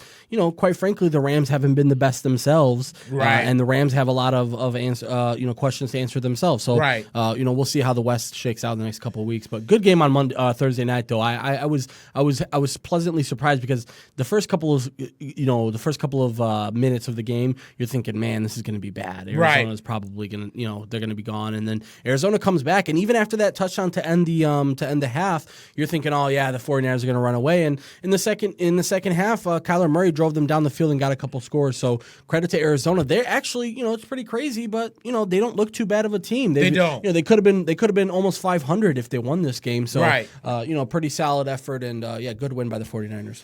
All right, so let's call some games. Yes, sir. Let's start off with the we were talking about 8 a.m. cards. Well, here's an 8:30 game in London. Jesus. Another one. Oh my God. The Houston Texans, who come in as 1.5-point favorites, are taking on the home team. That would be the Jacksonville Jaguars. So Deshaun Watson. Well, let's not start with Deshaun. J.J. Watt, no shock to anybody. He's out for the rest of the year. Poor guy, man. You got to start thinking about your career, right? You feel what I'm saying? At some point, what are you going to do now? You're going to play 3 games every game or every season and get hurt, Yeah. And I was thinking the same thing because I'm like, okay, J.J. Watt, back-to-back Defensive Player of the Year. That's great. What has he done since then other than get hurt since those Defensive Player of the Year awards?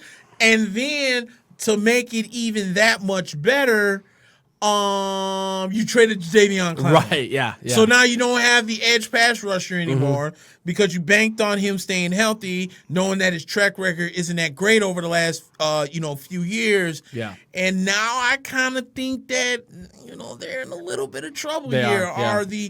Are the Houston Texans? We know that Deshaun Watson got hit in the eye last week. Man, that was ugly. But yet somehow still managed to come back and beat the Oakland Raiders. Yeah. With Jacksonville, it's Dr. Jekyll, Mr. Hyde when it comes to their defense. We talked about the beginning of the year. I forget what defensive tackle they were talking to when they said, how good can this team go? He said, well, it depends on the offense. I think you need to retract that statement and be like, I wonder which defense is going to flip and show up. Yeah. With that being said, I think that the Houston Texans are a little short-handed here with J.J. Watt being gone. I mean, don't get me wrong, they still have some good guys on defense. That's a big piece you're missing. We also need to really talk about what's going to happen with Gardner Minshew. Right. Nick Foles is coming back soon. Like I said about Georgiev in New York, I think right now you got to stick with the hot hand. Yeah, for sure. I know you can't get into the we got to play this guy because we paid him. Whatever. Right. I think the Bears made, not to go off too far, but I think the Bears made that mistake when they drafted Cedric Benson. When everyone's like, we got to play Cedric B. He was the 5th overall pick. You don't have to play anybody. Right. The best player that week. Right. Yeah. Think about it. You drafted Aaron Rodgers with the 20 whatever pick, and you would, based on that method, you would say, we got to play Aaron Rodgers because he's our first-round draft pick, blah, blah, blah, blah, blah. Same thing with Patrick Mahomes. Why we keep playing this Alex Smith? We got to beat Patrick Mahomes, blah, blah, blah, blah. Look how good Mahomes is 1 year behind. Look how good, his name? Yeah. Rodgers is 1 year behind. So, I think with Gardner Minshew right now, like you can't go into this dude's got knocked out, it looks like. It's ugly. He's leaking. Broken nose right now. Leaking right now. Lyman Good was the guy who got a knockout win here. Yeah. So with Jacksonville, you can't fall into the Nick Foles getting $80 million. We gotta play him. No, you play with the high hand. So I think with bam, that is flush. Right in the nose, and that broke his nose right on contact. And no nonsense, like, Keith Peterson, great job getting in there because, man, that was ugly. Look, his face is a complete mess. Yeah, no, that was a broken nose right on contact. So with that being said, I'm going to take Jacksonville to win. Yeah. And and that obviously I have to take them with the points if I was going to be a Vegas man. Sure. So Jacksonville plus the 1.5. Yeah, man. I think Jacksonville has been pretty impressive lately, honestly. Even in games that they've lost, you're like, wow, like Gardner Minshew looks okay. They're surprisingly able to be effective with Leonard Fournette, even when, it seems like in the last couple of years with him, it's either 3 yards or 30 yards. Right. And it's like not a lot of in between. And lately you've been seeing a lot of 7, 8, 9, 10-yard runs out of that offense. Right. I like Jacksonville in this one. I think they got the momentum. And I think right now, dude, Houston's going to have a problem. They can't win shootout games. Right. They can only win games where they can control the clock. Like that game against Kansas City was perfect for them, right? They controlled the clock for the majority of the game, ran clock when they could, took advantage of turnovers, took advantage of any opportunities that they could get. But if this turns into one of those things where, we have to win and we're down by 14, they're in big trouble. Now. Isn't what's his name out too? Will Fuller? Will Fuller is going to be out the next couple weeks, and another one that can't stay healthy. And on top of it, man, DeAndre Hopkins has not been really that great. He hasn't been the 99 rating wide receiver. No, not at all. And I get it. Teams do sort of hunker down and try and stop him, but at the same time, when you've got a guy with as much of a rapport with the quarterback as he has, you should be seeing a lot more easy 8-yard routes, 15-yard routes, little out routes, little slant routes, but you're not seeing that right now. And the offense is not fluid, quite frankly, because they don't refuse to commit to the run. They don't really like to run the ball too much when Duke Johnson's in the game, and they only run the ball when Carlos Hyde's in the game. They're pretty predictable when it comes to that offense. So, yeah, we both got Jacksonville on that one. Yep. Let's go to Buffalo, where the Washington Redskins the Washington Redskins are going to be traveling to Buffalo to take on the Bills. Bills are 10.5-point favorites in this one. Wow. Bills kind of took a step back last week defensively. Like, we talked about San Francisco's defense. Buffalo had a bad game defensively last week. The Washington Redskins are still a team that's struggling, even under Bill Callahan. Yeah. Is Haskins starting this week? Dwayne Haskins is starting in this game. I'm definitely taking the Bills to win. There's really not much to really say on this one. Yeah. I think that defense does kind of rebound from last week against Philadelphia. And then they will beat them. I think I'll take the Bills minus the 10.5. Yeah. I really think the Bills will rebound from next week. Me too. I think the Bills are on track right now to get in playoff mode. Yep. I think, Devin Singletary is back for them, so their running backs are looking good. I know that game against Philadelphia was pretty tough to swallow because you gave up so many points. Right. But at the same time, I see this defense having a bounce back game. I think, to me, man, the worst thing that could have happened for Washington is needing Haskins this year. Yep. And I'm glad that at least he gets a week to prepare. I'm glad he gets at least a week to watch tape and really understand his opponent. But quite frankly, I think he's going to be in big trouble. And I feel bad for guys like Terry McLaurin. And, I think, Adrian Peterson is a guy who's interesting right now because, they don't really have much to play for this season. The team does. So you might as well try and, get Adrian Peterson his milestone, which I think is 3 touchdowns right now, is the rushing is what he needs, I believe, to jump into second place. I think so, yeah. I think it's second place. So, I guess, that's all you got to play for. But, yeah, I think Buffalo's going to win this easily. Yep. Let's go to Carolina, where the Tennessee Titans are taking on the Carolina Panthers. Titans coming off the win against Tampa Bay. Obviously not without controversy because these referees suck my balls. Always. The fake field goal that was returned for a touchdown was called back because they said he was down by contact. Clear fumble. Yeah. Clear recovery. Clear touchdown. And what pisses me off about that game, though, was that I thought that the referees were told when something like that happens to let it play out because all turnovers are reviewed. Right, yeah. So if you saw that there was any question of a fumble, why are you blowing the goddamn whistle? Right, yeah. That is a clear touchdown. And they end up benefit from it because then Jameis throws an interception because Brashard Perryman quit on his route, but we'll get into Tampa on that later. So Tennessee gets a benefit of the win on that. Carolina's coming off that lopsided loss with San Francisco, but they're 4-point favorites coming into this game against Tennessee. I'm going to take Carolina. I know Ryan Tannehill has looked good, but I don't know if I was so impressed last week. Like I thought the reason why they scored as many points as they did is because Tampa turned the ball over a couple times and they took advantage of the short field. But when Tampa stopped turning the ball over, they seemed like a lethargic offense. And I think Carolina right now, they just ran into a hot, much better San Francisco team. And I see them kind of bouncing back in this game against Tennessee. They looked ugly against that 49ers team. That was, that might have been a case of like we're on the road and we're, having a tough game. We packed it in, but that I my thing about Tennessee is we talked about it all season. One game they're really, really good. The next game they're not so good. One game, and I think this might be the game where you start to see them sort of regress a little bit because I agree with you. Their offense has the feel of let's burn some time. Yeah, that's what the offense is, and give credit to Tannehill. He's been pretty effective in that offense. He has. And we talked about it last week. 10 to 15 yard throws he can make really, really well. The problem with him is that he's limited in what he can do.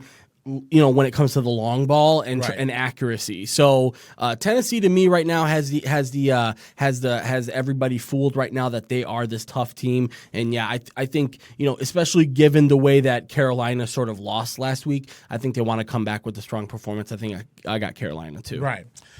Let's go to Kansas City, where the Minnesota Vikings are 4-point favorites against the Chiefs. Wow. It still looks like Mahomes is not going to play. Yeah, in he's this questionable, one. but he's not going to play. I think the plan is for him to come back next week. Right. Minnesota. I'm gonna tell you what, man. Ever since the call out of Kirk Cousins, he has absolutely, he's absolutely been on fire. Now I know they didn't have Adam Thielen for a couple of weeks. I think he should be back. He should be back for this one. And again, the question with Minnesota was if you can get that offense to match up with that. Let's put it like this: we know they can run the ball, right? But Kirk Cousins wasn't effective passing it. Mm-hmm. And it seems like that loss against the Bears opened up a lot of eyes maybe to the offense and to Kirk Cousins. And I don't think Kirk Cousins probably was thinking in his head that he doesn't want to be that guy or be the reason why Stephon Diggs is traded or Adam Thielen is upset. So he went out, he stepped up his game. Stephon Diggs, as I mentioned, I think is a top 10 wide receiver in the league. Yeah, he's talent-wise for sure, man. Yeah, talent-wise, hands-wise. I think you're starting to see that from Stephon Diggs. With Kansas City, my only question with them is the defense. Always. Matt Moore actually hung with Aaron Rodgers last week. It was pretty crazy, yeah. But, dude, here's my thing. Aaron Rodgers is a good quarterback. He's one of the greats, okay? We're not denying that. That throw he made to Aaron Jones in the back of the end zone is inexcusable. Yeah. Because that never should have happened. Right. You talking about the one Jamal Williams where he hugged the sideline and caught it on the sideline? I'm talking about the one in the back corner in the end zone. Oh, okay, yeah. That one should not have happened. You got Aaron Rodgers on the run. Off his back foot, he makes that throw. 9 times out of 10, that's a throwaway or it's incomplete somehow. Right. How does Aaron Jones get open to make that catch, keep 2 feet in and catch? Yeah, that's crazy. It's inexcusable from the defense. So that's why I'm saying with Kansas City, I'm feeling like each week you're starting to see that defense regress a little bit more to where you're almost going to burn Patrick Mahomes out if he has to keep coming out here and throwing this ball 500 times because you guys can't stop anybody. So I think the defense – I think Minnesota's defense is better than Green Bay's defense. And that's nothing against Green Bay's defense. I just think that the Viking defense as a whole is better than Minnesota's defense. And I don't see Matt Moore making the same plays this week as he did last week. I'm going to take Minnesota. And if you're betting in Vegas, I'll take a -4. Okay. Yeah, Nick, I was very surprised Kansas City didn't do more before the 4 o'clock deadline earlier this week. They were a team that was like very much all in when it came to this season earlier in the season, and especially in the offseason. And I was surprised they didn't get more defensive help, especially at cornerback. They were in the conversation for Jalen Ramsey. Apparently didn't have enough. Apparently, Chris Harris was never on the table for them because Denver never wanted to trade him inside the division. Right. But Kansas City right now, I think you hit it on the head towards the end of your statement, which is that even when Mahomes comes back, they're still going to be in a good amount of trouble because they're going to have to win shootouts every game again. And again, we saw that the Kansas City Chiefs are very beatable when they have to win in shootouts. Yep. And we saw it against the Patriots. We saw it against a couple of other teams. And even, listen, that game against the Packers that week, they didn't play that bad of football. Right. But what happens is the Packers now are learning to win. Yep. And Kansas City is still figuring out how they're going to win. And quite frankly, they were still trying to figure out how they were going to win when they had Mahomes. Right. Now they don't have Mahomes, and they're just extra trying to figure it out. So, yeah, I think my big thing right now is Minnesota's defense always sort of starts to wane around this time of the year. So I wouldn't be surprised to see Kansas City really stay in there, but I think Minnesota probably has the upper hand in this one. I'll go with Minnesota. All right. Let's go to Miami, where the Jets are 3-point favorites against the Dolphins. I'll take the Jets. We can move on. Okay.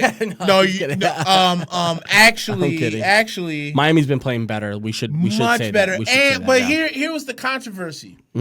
If you supposedly there been some people that think that the Dolphins are purposely tanking because in that Monday night game, Maybe was it towards the end of the half where the Dolphins, who technically maybe should have been in prevent defense, went on a 0 blitz and there was a guy wide open. Just like, trying to lose. You get what I'm saying? And if you're the Miami Dolphins, I don't know, like, okay, to me, I understand why it's an accusation, but for me, it doesn't make sense. Yeah. Because had Miami beaten Pittsburgh, that pick that they got from Pittsburgh would have actually been worse. Much better than what they are now because you let them win. So, but they're playing better. They are defensively, especially. Yeah. Yes. Yeah.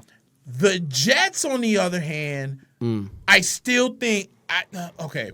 This is the week that I think Miami is going to win. I thought they were going to win last week. I think because the Jets suck. Yeah. This is not a good football team. You can come at me with every monkey goof-ass excuse you can. Yeah. I'm not buying it because Adam Gase is not a head coach. Right. He's not a head coach. And then the Jets, actually, here's what's funny.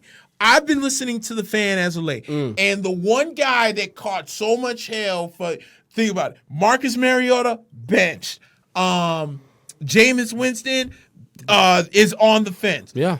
But who was the third pick of that draft? It was Leonard Williams going to the New York Jets. Got traded, and the Jets fans could not wait to get Leonard Williams out. But jokes on the New York Jets. Because if you guys were halfway smart, you wouldn't have drafted him because Leonard Williams is not a 3-4 defensive end. He's not, yeah. He is a 4-3 tackle. You had this man out of position for the 4 years of his career. And everyone's like, oh, well, Leonard Williams sucks. No, you suck because you had this man out of position. That's not who you should have taken in that position. So piss off to the Jets.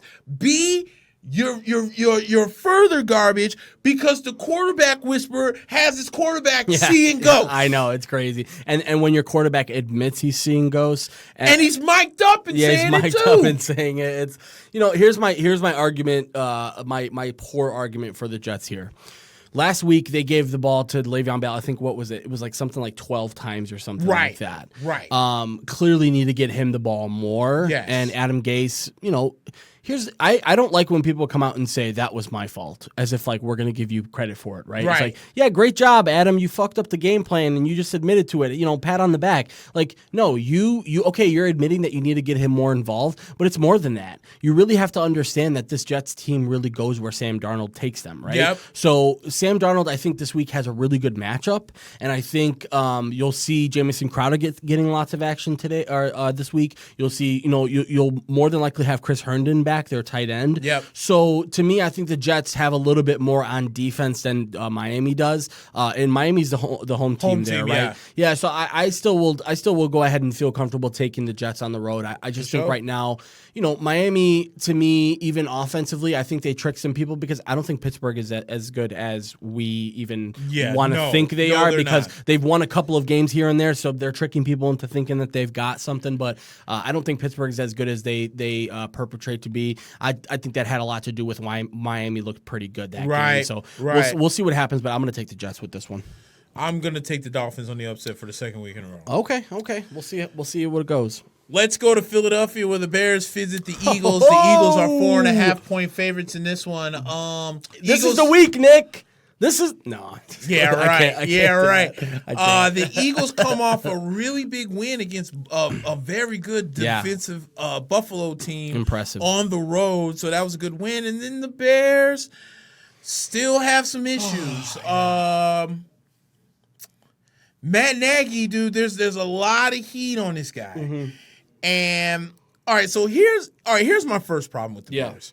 First off, can we stop with the whole we could have drafted Mahomes, we could have drafted Watson? Let's end that. Yeah, let's end that. Please shut up. Okay, we get it. We got who we got. You got who you got. Work with it. Now, here's my thing.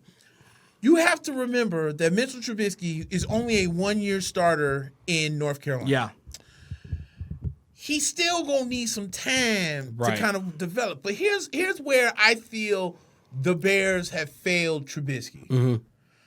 Outside of Allen Robinson, who's all the talent in the world. Yeah. Exactly. Who is this man supposed to throw this damn ball to? Because Trey Burton can't get open. Yeah. You thought this man didn't have a catch until the fourth damn quarter last week. You thought that before the season, tight end and wide receiver were somehow strengths, and now you're starting to look at them and go, well, Gabriel is like an okay receiver, but he's sort of a system guy at most. Yes. Anthony Miller, we traded up for this guy as if he was some Antonio Brown type talent.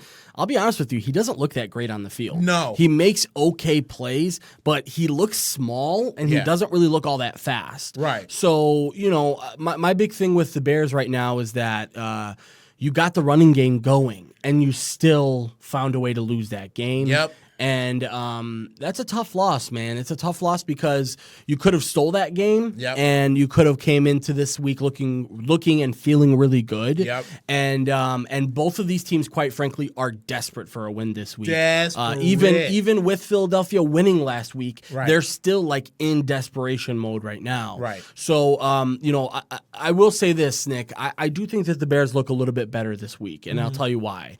I think first of all, on the road, you talked about it with your Buccaneers. And it's a little bit of a weird thing, but it's almost as if when the Bears are on the road, they play a little bit more with a little bit more oomph. Right. We saw it with the Broncos, and I don't even necessarily think that it's a home or away thing. I just think that sometimes when this team travels, they have a little bit more of a togetherness to them. Right. And this team does really miss Akeem Hicks really badly right now. Really misses him. Yeah. Not necessarily that he's flying around making plays, but the space he eats up front for Roquan Smith and Danny Trevathan and even to a certain extent, Eddie Jackson has looked pretty human so far this season. Right. He hasn't looked like this dynamic playmaker that we thought he was going to be. And when you're not ball hawking and you're not getting interceptions, things don't look really good on this defense because they're not getting sacks right now. Right. They're not getting to the quarterback. I'll be honest with you, Khalil Mack looks pretty pedestrian the last couple of games and very blockable. Mm-hmm. Here's the thing with Mack. Even when he's had bad games, he's had flashes where you're like, wow, he's still unblockable. Last week, I didn't get that sense. Yep. Last week, they weren't even really doubling him as much as they usually double him. And I just thought, for the most part, the Bears had a very good opportunity to win that game. I think they come out with a little bit more motivation this week. And I truly do think this is a perfect team for Mitch Trubisky to have a bounce back game against. I'm with you 100%. This team sucks in the secondary right now. The Philadelphia Eagles do. I think you've got to really, really like Allen Robinson in this game, and to a certain extent David Montgomery, because I think Montgomery had a really big game last week. I think this translates. I hope and pray, but I also do think that legitimately I think the Bears have a chance to win this game, and we'll take this game in Philadelphia. I'm with you on that. I kind of feel bad for Trubisky because I know my team's having, quarterback controversies and issues and whatnot, and I feel like there's really not a lot of backing for Trubisky because I feel like a lot of the blame has been falling onto his shoulders, which to me is kind of unfair because I feel as Trubisky was forced back into a game that he wasn't ready for 2 weeks ago. Mm-hmm. This man's got a flipping arm and a goddamn sling per se, and you're asking this man to come out here and be the savior of your season? Like, come on. Like, I thought that was kind of a joke. And then last week, I thought was a perfect opportunity because I don't think the Chargers are that good. No, they're not. And that's the worst part is the Chargers are pretty ass. Yeah. And we couldn't beat them. A whole lot of ass. Yeah. So I was like, man, you're at home against a team who Melvin Gordon couldn't hold the ball for 1 yard on two different occasions. It's crazy. And you guys miss that Pinero misses the kick, goes out and says that he prefers to kick the ball more on the right hash mark. And nobody it seems like nobody wants to criticize Matt Nagy for this. It's like, Nagy, you're acting like no kicker has ever done this in the history of kicking. Right. No, every kicker has a preference. They do. Every kicker wants to kick it from a certain point. Now, what bothers me even more, Nick, is that you downed the ball, which means you could have controlled it. Technically speaking, you could have snapped it and had Mitch go 3 yards to the right, and it would have had it. And technically, if it would have kicked that same kick, it would have went in. Yeah. If you just took the ball to where he wanted it. So Nagy is really, really wearing thin on Bears fans right now. He really is. I think the big thing is, I don't want to be so harsh, Nick, but the not so smart Bears fans are blaming this on Mitch Trubisky. Yep. And the smart Bears fans are blaming this on Matt Nagy. Right. Because they understand that this offense, first of all, our offensive line is terrible. Yes. Let's just put that right out there. Our offensive line has been garbage, meaning last year we were one of the top 10 offensive lines in the league. Yep. This year we're so bad we can barely even block off of off the line of scrimmage, and it's showing in the record that the team isn't very good when we don't control the line of scrimmage. I think we have a chance to do that this week, but I think the real important thing is the offensive game plan has to be around Mitch Trubisky and getting other guys involved, and not just Allen Robinson. Right. Let's see some Anthony Miller stuff. Let's see some Taylor Gabriel stuff. I think we'll see it this week. I'll take the Bears. Let's go to Pittsburgh, where the Indianapolis Colts come in as 1-point favorites against the Steelers. We just mentioned the Steelers beating Miami last week, even though they were down 14-0 at Crazy. one point in the Wow. game. The Indianapolis Colts, man, this team is very fun to watch. You Legit, know? yeah. And at this point, I'm ready to coin Frank Wright, especially if this team ends up going to the playoffs as Coach of the Year. Yeah. I the know, adversity they faced. Right. I know that there might be Saints fans that might think Sean Payton, which is legit for kind of what they went through. Yeah. And I think, do we talk about the Saints this week? We don't. They have the week off. Yeah. The Saints defense is absolutely amazing They this are. year. It's pretty crazy. And they've really turned the corner, especially after that loss to the Los Angeles Rams, which has been their only loss. Their this only year. loss, which is pretty crazy because Right. the Rams haven't even been that great. They haven't been that great. So, with Indianapolis, though, you lose Andrew Luck, which was pretty much the heart and soul of the team. T.Y., Hilton was very upset. Not so much that he retired, but he understood why, and he was going to be missing his friend. And I know Eric Ebron, for what it's worth, because, Andrew Luck loves throwing to his tight end. Oh, yeah. And he kind of resurrected his career after, He did, yeah.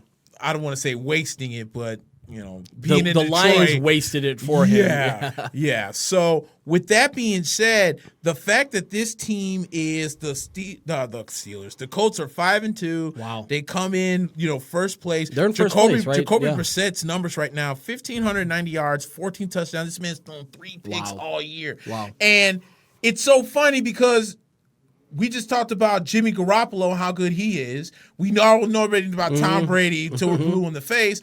But here goes the third guy of that kind of that tree in Jacoby Brissett. Which here's the thing, like with the Indianapolis Colts, the thing is they're not asking Jacoby Brissett to come out here and be the next Andrew Luck. Right. But what he's doing, he's taking what the offense gives him, and that's what happens when you give a quarterback time. Because think about it, Jacoby Brissett 2 years ago was garbage. Right. When they lost Andrew Luck with the whole neck injury, he was That ass. team was bad. They were too. bad. Yeah. So then Andrew Luck comes. And behind, you draft Quentin Nelson, which I swear up and down, wish the Bucs would have gotten if he would have slipped, but they couldn't. Yeah. But they draft Quentin Nelson. They got Anthony Canzaro at the left tackle. That offensive line is freaking huge. It had a lot to do with the success of Andrew Luck and the Colts last year. Yeah. And now Jacoby Brissett is reaping the benefits because he has time to throw the ball with a guy like T.Y. Hilton that can get open and stuff. And the Indianapolis Colts, people were like, "Oh, Justin Houston isn't going to have the same year because he's going to be a 4-3."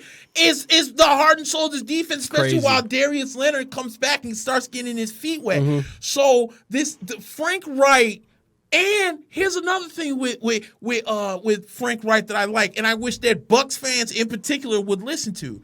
Adam Vinatieri has not had the season that he's had in the past. He's getting older. The leg's not as accurate. What is Frank Wright doing? I'm not giving up on my guy. I'm going to stick with my guy. This is my kicker. Thank you, Frank Wright, because I know of some jackasses and some fan bases, I don't know. How about my own? Matt Gay had a bad game against the New York Giants. Oh, we got to cut him. He needs to go. He freaking sucks. Where can we bring back Cairo Santos? Not only has Matt Gay not missed a kick since that game, but Cairo Santos got cut by the Tennessee Titans. That's why I'm glad certain Bucs fans are not GMs, because a lot of you guys are idiots. I hate to rip my fan base, but God bless. When I see some of the statuses when we lose, it is out of this world. So with Indianapolis, to me, I feel like this is a no-brainer. I don't feel like Pittsburgh is really that good. Indianapolis is really riding the wave. And as much as we talk about important games, believe it or not, for Indianapolis being 5-2 in first place, this is important too because you have Houston, who's 5-3. 5-3, is that what we said? 5-3. Yeah, they're 5-3. And then the Jaguars are 4-4. So if you're the Colts and you're trying to gather a little separation, these are the games you need to win. I think they know that. I see Indianapolis winning this game. Yeah, this has a lot to do with how bad I think Pittsburgh is right now. I think we might see in the next couple weeks Mike Tomlin's reign end here soon. I know people think that's crazy to say, but at the end of the day right now, it's a what have you done for me lately league, and what Mike Tomlin has done for you lately is basically run superstars out of town and essentially have this team play under 500. I got the Colts pretty easily in this one. That ends the 12 o'clock game, so let's go to the 3:05 games. And speaking of my fellow brothers who can be and sisters that can get on my goddamn nerves, the Tampa Bay Buccaneers will be playing their final road game on this long-ass road trip. Wow. As they travel to Seattle, and Seattle are 5-point favorites in this one. I thought defensively last week, Tampa Bay played so much better. JPP was back and made an immediate impact. With him being back, Shaq Barrett got himself another sack, which now puts him in the league at 10 sacks. The run defense was amazing as always. Vea got to the quarterback a couple times. Sue looked good when he was in there. The secondary gave Tannehill fits. Carlton Davis got called for 2 pass interference calls. One I could live with. The second one I couldn't. And I'm with Bruce Arians. How do you call a pass interference when all Carlton Davis did had his arm extended, jockeying for position, and went up for the ball? The guy flopped and they bought it. Yeah. And then when they did the replay, the idiots in the media center agreed with the refs. Dude, it was a clear flop. There was no push-off. So I felt bad for Carlton Davis III because he played a good game, and then he got beat by what technically became the game-winning touchdown for Tennessee. So overall, defensively, I like what the Bucs did. They did what they could, especially having twice being in short field. They gave up touchdowns. But when the Bucs offense wasn't turning the ball over, they did their job. So that means JPP being back really helped out that offense, the defense. Defense, yeah. Offensively, there are still a lot of issues offensively. Mike Evans had a huge game but didn't get a catch in the fourth quarter. For whatever reason, Jameis thought it was necessary to keep trying to throw the ball to Brashard Perriman. Brashard Perriman sucks my balls, dude. I can run routes and play better than Brashard Perriman, and I don't even play football. Okay? This man has been garbage, and it's so annoying because Jameis loves throwing to the slot receivers. Remember, Adam Humphries had his career year playing in the slot with Jameis and with Ryan Fitzpatrick. Got paid for it. And got paid for it. Chris Godwin's having a big year. Mike Evans has had back-to-back really good weeks. The running game, though, needs to be consistent. Byron Leftwich is always going away from it. Our offensive line does get a huge boost. We get Alex Kappa back from the broken arm. He practiced. Good chance he could play Sunday against Seattle, which would be huge. But then it comes to number 3. And the questions are, do we keep him here? Do we don't keep him here? Now, what's going on is Bruce Arians came out in his press conference and said that the interceptions were not Jameis's fault. He put it on the receivers. And people are like, oh, here you go, making excuses. Well, how's it an excuse when your own head coach is letting you know that maybe if you look at that interception with Brashard Perriman, why did he give up on the route? He wasn't even close to being where he was supposed to be. Yeah. Jameis Winston threw the ball where he was supposed to be, and he wasn't there. So whose fault is that going to be? In the first interception that he threw, I think it was Chris Godwin slips, and Jameis expected him to be there, and he slipped, and by the time he throws the ball, it's already out of his hand, it's intercepted. So and then Jameis had the fumble, but that wasn't his fault because Jensen snapped it sooner than he was ready for it. So the Bucks franchise right now is kind of in turmoil. It's not even the franchise; it's the fans. Yeah. Because do we draft a quarterback? Do we keep Jameis? Do we get rid of him? Is there a better option? We do need offensive line help. I would want to see us get an offensive tackle and move Donovan Smith to the right side. I would love that. But the biggest story coming out of Tampa was what happened after the game, because apparently JPP and Levante David, more JPP than Levante, went off on the locker room when after the game was over with. I guess they overheard some of the other players talking about how they were ready to go out and go bang white girls. And JPP heard that and he went off. And that's why I'm so glad he's on this team. And where I would cry tears if he decided not to come back next year, because we need that veteran leadership. Yeah. And I felt like after they gave up the second touchdown in that game, JPP was kind of going off, and they tightened everything up and they played so much better. So they kind of missed that. Yeah. They missed that voice per se. And so that's why. And then on Seattle side, we talked about the Josh Gordon signing, them missing Will Dissly. But the Bucks have played Seattle great the last couple times they played. When they played them the last time in Seattle, they actually had a 20-something-0 lead on Seattle, and Seattle came back. That's when Mike Glennon was quarterback. And then 2 years ago, when they had the big winning streak, one of those games against Seattle where Russell Wilson didn't even score a touchdown. So my thing is the same way that you feel about Mitchell in the game against Philly, I feel the same way against Seattle, because that secondary is not the same. And I expect Jameis Winston to have a big game in this one to hopefully shut up some of the fans. And hopefully he can get back to that quarterback we saw between weeks 2 and 5. Yeah. I'm going to take Tampa plus the 5 points if I'm a bet man in Vegas. I hate to put this type of bad juju on Jameis, but I see a lot of qualities of Jay Cutler in I can see where you're going Winston. with that. You know, some of it's a self-fulfilling prophecy, where it's like he has so many bad breaks. I've never seen a guy have so many unlucky where the snap is too early, the receiver isn't where he's supposed to be, receiver stopping on a route, tipped balls, pick sixes. Listen, I get it. We want to hold our quarterbacks accountable, right? But you can't be blaming them for every single thing that goes wrong in the game. And, to me right now, Tampa Bay, listen, they're a team that's not supposed to be winning right now, right? That's a good point. You're a team that's supposed to be finding out who you are and really, getting a gauge of who's better to be playing where, and you're still figuring things out for the most part. So I've actually been pretty impressed with Tampa Bay, even in some of their losses, and we got a chance to see them on national TV earlier in the season. They looked pretty good against Carolina. Right. So, to me right now, I just think right now Russell Wilson is obviously a candidate for MVP this year. Easily. And I see right now this being a game where Chris Carson, Rashard Penny, a lot of those running backs that Seattle uses are going to be important for them, because they may not be gaining much on the plays, but they're going to need to run the ball more. Last week, Seattle sort of gave up on the run. They tried to do a little bit too much with Russell.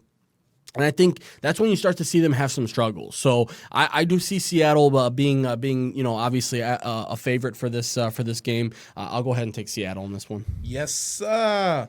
Let's go. God bless. Let's go to Oakland. Oh, where the Detroit Lions go into Oakland. Oakland is 2.5-point favorites.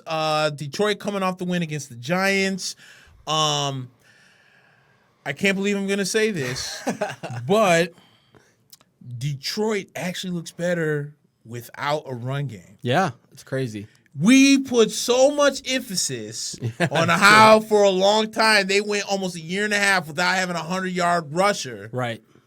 I was going to say, I wanted to stop for a second because they put that Paul Felder, and I was like, isn't that Chael Sonnen? Yeah, it's Chael Sonnen, yeah. I was like, okay, so unless he changed his name, that's not Paul Felder. No, this is Paul Felder, and that's, they must have swapped it. I was going to say, man, I know. There we go. All right, that's Chael. All right. And I'm not a huge fan of Chael, but I love him. That's Ariel Helwani. They have a show together. I think they're actually good together on that show. I like Chael Sonnen, the analyst. Exactly. Yeah, exactly. Yeah. I I have not seen the only fight that I was ever impressed with Chael Sonnen is when he almost beat Anderson Silva. Yeah, which was, man, that was a close. Yeah, but at the same time, he knows his way around the game. He can talk, and I like that about him. Yes, yeah, for sure. yes.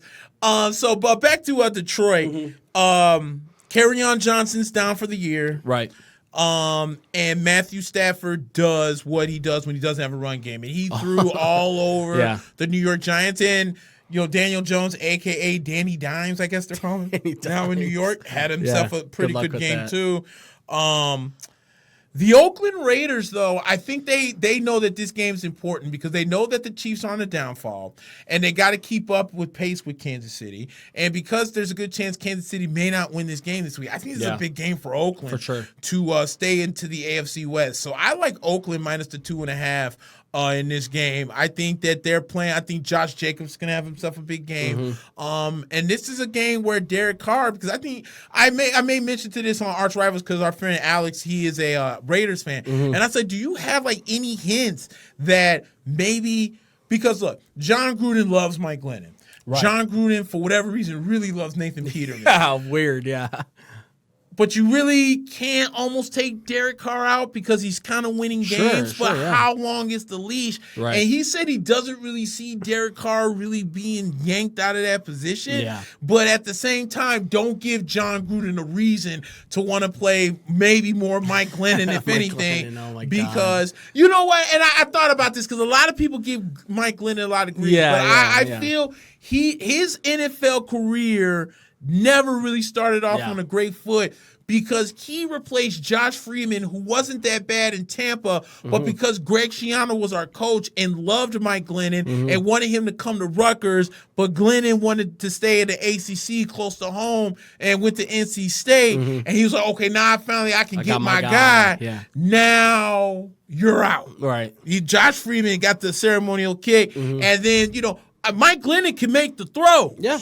Yeah, and he just never had the line to protect him because he's not the most fleet-of-foot quarterback. He got a tough break in Chicago too, because remember he signed that deal, and this was before they had ever drafted Mitch, and then they draft Mitch, and they asked him, and it surprised him. He thought he was going to be the starter that year. Next thing you know, they trade up to take Trubisky, and he only lasted 3 games in the regular season, and then Trubisky was in there, and obviously the Bears were terrible that year. Yeah, no, my big thing with Oakland is that they're doing better than we thought they were. That is big. And I have to give credit to John Gruden because remember what the talk and the rhetoric was last year when they were so bad and everyone said, man, John Gruden, remember they signed him to this ginormous deal that was unprecedented and Oakland put 100% faith in him. Right. And, look at what they're doing right now. And I give him credit. A lot of people gave him shit for taking Josh Jacobs. And look at what Jacobs is doing this year. And he's been the focal point of that offense. And quite frankly, that's why I'm saying this whole talk about Derek Carr. Why even talk about Derek Carr? Because the best thing that's going right now is that running game. Yep. And they need to continue because the offensive line is pretty good. They did lose Rodney Hudson, I think, last week, who's their best offensive lineman. So we'll see how that goes. But my big thing is Oakland, if they can run the ball effectively, they're in a good position. And I just feel like this year is going a little bit better than they had hoped. So I'm going to go ahead and take Oakland as well. Let's go to Denver. I know why he tweaked. Okay. All right. No, never mind. Let's go to Denver, where the Cleveland Browns are 4-point favorites against the Denver Broncos. Wow. That's crazy. Only 4 points. Yeah, dude. That's Denver is in a lot of trouble. I'm not sure. Out for the year. Joe Flacco. If that's what you want to call it, with the supposed neck injury. Sure. And that may have a lot to do with why he said what he said after that game, because he basically went after the coaching staff about how, vanilla their play calling is and how they refuse to take chances, and basically called them out and says, we're a losing football team right now and we're not taking chances. So I believe, if I'm not mistaken, they placed him on IR. So we may never see him again with the Broncos, and quite frankly, we might never see him again in the NFL. We'll see what happens. I'm almost with you on that last one. Yeah. But like I said before, man, this is on John Elway again. and my buddy Ricky was like, well, why don't they play Drew Lock? Maybe Drew Lock's not ready. I think he had an injury earlier this season, and that's why he's new. He's still new to coming back. I think he's only been back for like 2 or 3 weeks. So maybe they will go to him eventually, but you're right. He hasn't had the type of reps to play in the league. Right? Like, they're doing exactly what they should do with a guy like Locke. What Washington should have done with Haskins, basically saying, I'm going to protect my guy. Listen, I got this guy here. We used an asset to get him. I'm not going to just throw him to the wolves just because we have no one left. No, I'll let this guy go ahead and take the fall for Flacco. Because let's be honest, Denver's not going anywhere this year. So let's just see what we can do for the rest of the year. At the end of the day, the trade deadline's passed. Right. You can't move any assets now. So, and you're not going to win this season. It's about, let's evaluate who's going to be here next year. Right. And so, this is easy one. Denver's got a lot of problems. So does Cleveland per se. But if I'm going to figure out which one is the lesser of two evils, it's most definitely the Cleveland Browns at this point. So I'll take Cleveland minus the 4. I'll take the Browns too. I just think they need to really, really commit to Nick Chubb and making sure that he gets the ball a lot and make sure he doesn't fumble the damn ball. Please. And that's another thing with running backs is like here's the thing about running backs. When you're starting to fumble the ball, things start to really go bad for you. Meaning just have some negative juju on you. So let's hope Nick Chubb can get back to those big chunk runs that we were seeing earlier in the season. And I think Baker Mayfield will have a good game against Denver's defense. I'll go ahead and take Cleveland as well. The Green Bay Packers are 4-point favorites going to Los Angeles to take on the Chargers side of L.A. I'm not going to spend too much time on this. I know the Chargers got a very lucky win, I think, against the Bears last week. They didn't look good in the shootout that Aaron Rodgers loves to do. He went off against the Chiefs. They beat the Chiefs. I like Green Bay in this. They're rolling right now, and we keep talking about these important games in the middle of the season. Green Bay is on the same boat because, believe it or not, even though they're 7-1, you have a 6-2 Minnesota Viking team that's right behind. Not a lot of breathing room. Right, and let's not forget that team Green Bay still has to go to Minnesota to play them, and Minnesota has a lot of confidence since that loss to the Bears. So I think this is a big game for Green Bay. I think also it benefits Green Bay knowing that Minnesota's good, so you're not taking the foot off the gas. Right. You're coming full throttle each game because you could mess up, and next thing you know, you're actually looking up at Minnesota in the standings. So I think this is a big game for Green Bay, and if I was a betting man, I'd definitely take them minus the 4. The Chargers did everything they could to give the win to the Bears Couldn't last agree more. week. Couldn't agree more. It's like almost as if we kept giving it to them in their arms, and they said, "No, please take it. We don't want it. We don't want the win. Are you kidding me?" And we're trying to get Jake Fromm. We don't want And then on top of that, the Bears gave it back to them. So I think we talked about even before the season, the Chargers lack a certain identity right now. Yes. Phillip Rivers can't make the type of throws that we're used to seeing him make, even as an old man. The guy's been old for a long time, but he would make some of the throws he was missing against the Bears last week. Right. And I think the Chargers, it's starting to accelerate the process in the Chargers' head of, shit, we got to start evaluating quarterbacks, because right now I think, as far as I'm concerned, you're not going to do better with Tyrod Taylor, who's their backup right now, but at the same time, there are some throws that Tyrod Taylor can make that Phillip Rivers can't make right now. So, I think you hit it on the head. I think it's a perfect game for the Packers to try and find a punching bag. I think the Packers go big. And then our final game for the Sunday edition, we go to Sunday night. The New England Patriots, who are one of two undefeated teams, are 3-point favorites against the Baltimore Ravens. I feel this could be a trap game for New England. If Lamar Jackson gets any shred of confidence in this game, it could be a long day for New England, because Lamar Jackson, when he get his feet going, it could be a very long day. Right. But I just don't see that happening. I mean, I'm not saying that the Ravens couldn't shock New England. Their defense is on a whole nother level. Yeah, they may not be there offensively per se. Tom Brady's getting old. The offensive linemen are missing some people. They do have N'Keal Harry that's supposed to be coming back soon. They traded for Mohamed Sanu. You still have Julian Edelman. Sony Michel is, he's banged up, but he's trying the best he can with the offensive line that they got. But with Baltimore, I mean, their defense isn't what it used to be. Obviously, they're missing all the big key pieces.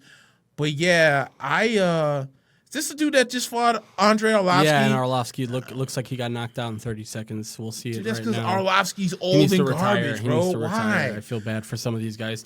I think he's one of those guys legitimately who needs the money because, quite frankly, he hasn't looked good in quite a while, and he's still coming back and fighting. So, and I've never heard of this guy before. So, and apparently he has a 3 knockout streak. 3 knockout streak. Yeah, that's 3. Yeah, dude. Tied for the longest active one. Yeah, but this Sunday night game is pretty interesting. Yeah. I'm really excited about this one because Baltimore, I agree with you. They're a perfect candidate to beat this Patriots team. Mm-hmm. I think they run the ball a lot. Yes. I think they do a good job of keeping the ball away from the other team. I think this might turn into one of those games that starts off really slow and ends up being like one of those 13-10 games. Right. To be quite honest, I see Baltimore as we watch the.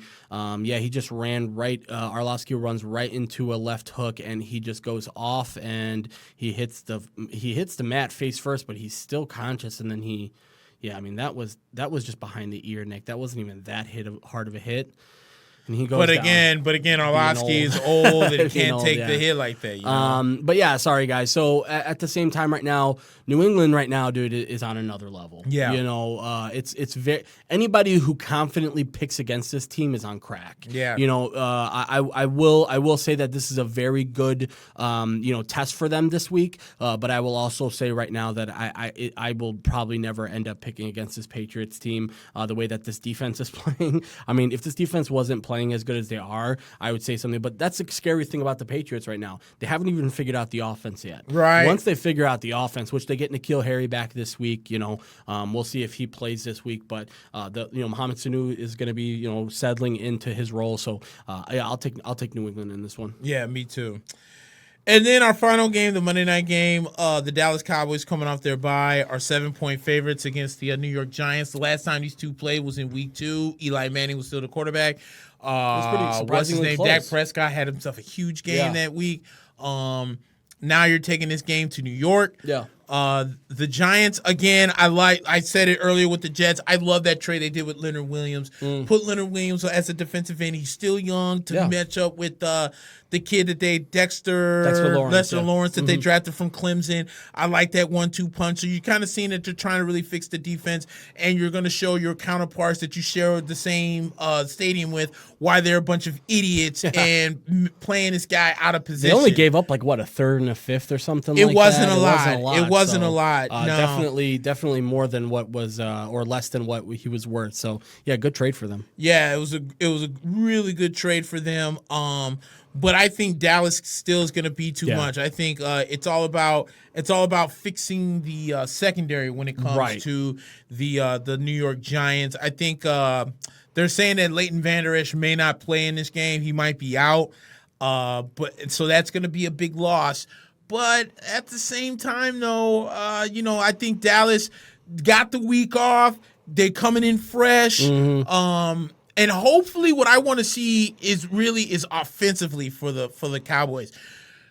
I know you're trying to make Dak to be the elite quarterback. Stay within the O. Mm-hmm. Run the ball. Set up the run for the pass. Because I feel like every time they try to make Dak to turn into this elite quarterback, a la the Green Bay game, then you put yourself in quicksand and it's too much to get out of it. Yep. And so I think they need to run the ball, focus on Zeke. Once you know they're zeroed in on Zeke, then you go out and you get you go after with Dak Prescott and throwing the ball. So I like the Cowboys in this game. Yeah, it's hard to pick against the Cowboys in this game just because they have that week to prepare, and I think for the most part they haven't even really been doing it with Zeke doing everything he can be doing. Right. I think. No matter what happens, I know he was training in Costa Rica and there was a lot of talk of he's in shape, he'll be fine.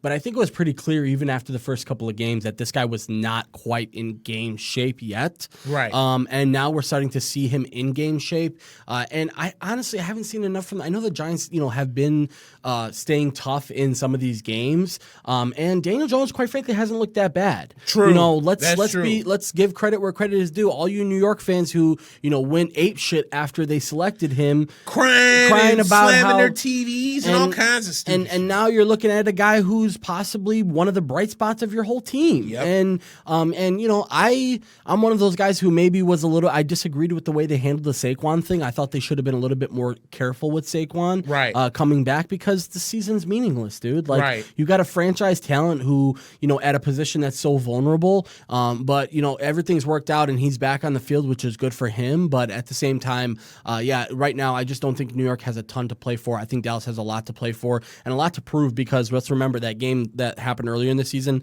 the Giants stayed in it for a lot of that game until the Cowboys broke out in the second half. That is true. So yeah, we'll see how it goes, but I'll take the Cowboys. All righty, well, that's week 9. Woo! Oh, by the way, guys, don't forget Canelo and Kovalev is tonight too. Yeah, I know. Really, really, really good fight. I think, if I'm not mistaken, it's going to be light enough where you can probably watch it after the Masvidal Diaz fight. But don't forget, Masvidal Diaz happens. That card the main card probably starts in another half hour, maybe 45 minutes. So yeah, we're still watching the prelims right now on ESPN. So if you're not planning on investing, then you can watch it free right now. Brad Tavares is about to fight. But yeah, Kovalev, Canelo tonight as well. I know, man. It's gonna be packed. That's why I told you earlier in the week. I'm like, man, we got to try and get this show done early, because there's so much going on at night that. Yeah, dude. You know, and I tweaked because I was like, I swore I thought it was next week. Yeah. So I'm like, all right. Thankfully, I texted, man. I swear to God, because I sure would have been to work at 4. Sorry, guys. Hour and 40 minutes until the pay-per-view starts. Sorry. Go ahead. All right. No, you're all good. Well, there you have it. That's yes, the show. Sir. That's hey, the show. By the way, Hot Stove. It's only 7:30. I know. Hot Stove starts this week. Yes. We'll definitely be ending up talking some 245. I want to go through that card with you, because it's a crazy card that's going to be on UFC 245. Obviously, we'll talk about the week in review. We'll do a review next week's football. Yes. And then I also want to get into a little bit of Premier League soccer next week. I want to play some parallels with you, so I'll discuss it with you after the show. But tune in next week, and we'll talk a little bit about how we're going to throw some parallels between football, American football, and football in Europe. There we go. In Europe. Yep. So we'll talk about that. But it's just kind of parallels on how teams are building their team right now, right? And how the top 4 or 5 teams are dominating the league, but the rest of the league is just sort of incrementally getting better and better every week. So we'll talk about that. But yeah, another one in the books, guys. All righty. Well, for Mac, Steve in the back, thank you as always. I'm also Negro. We'll see you guys next week. Adios. Dos.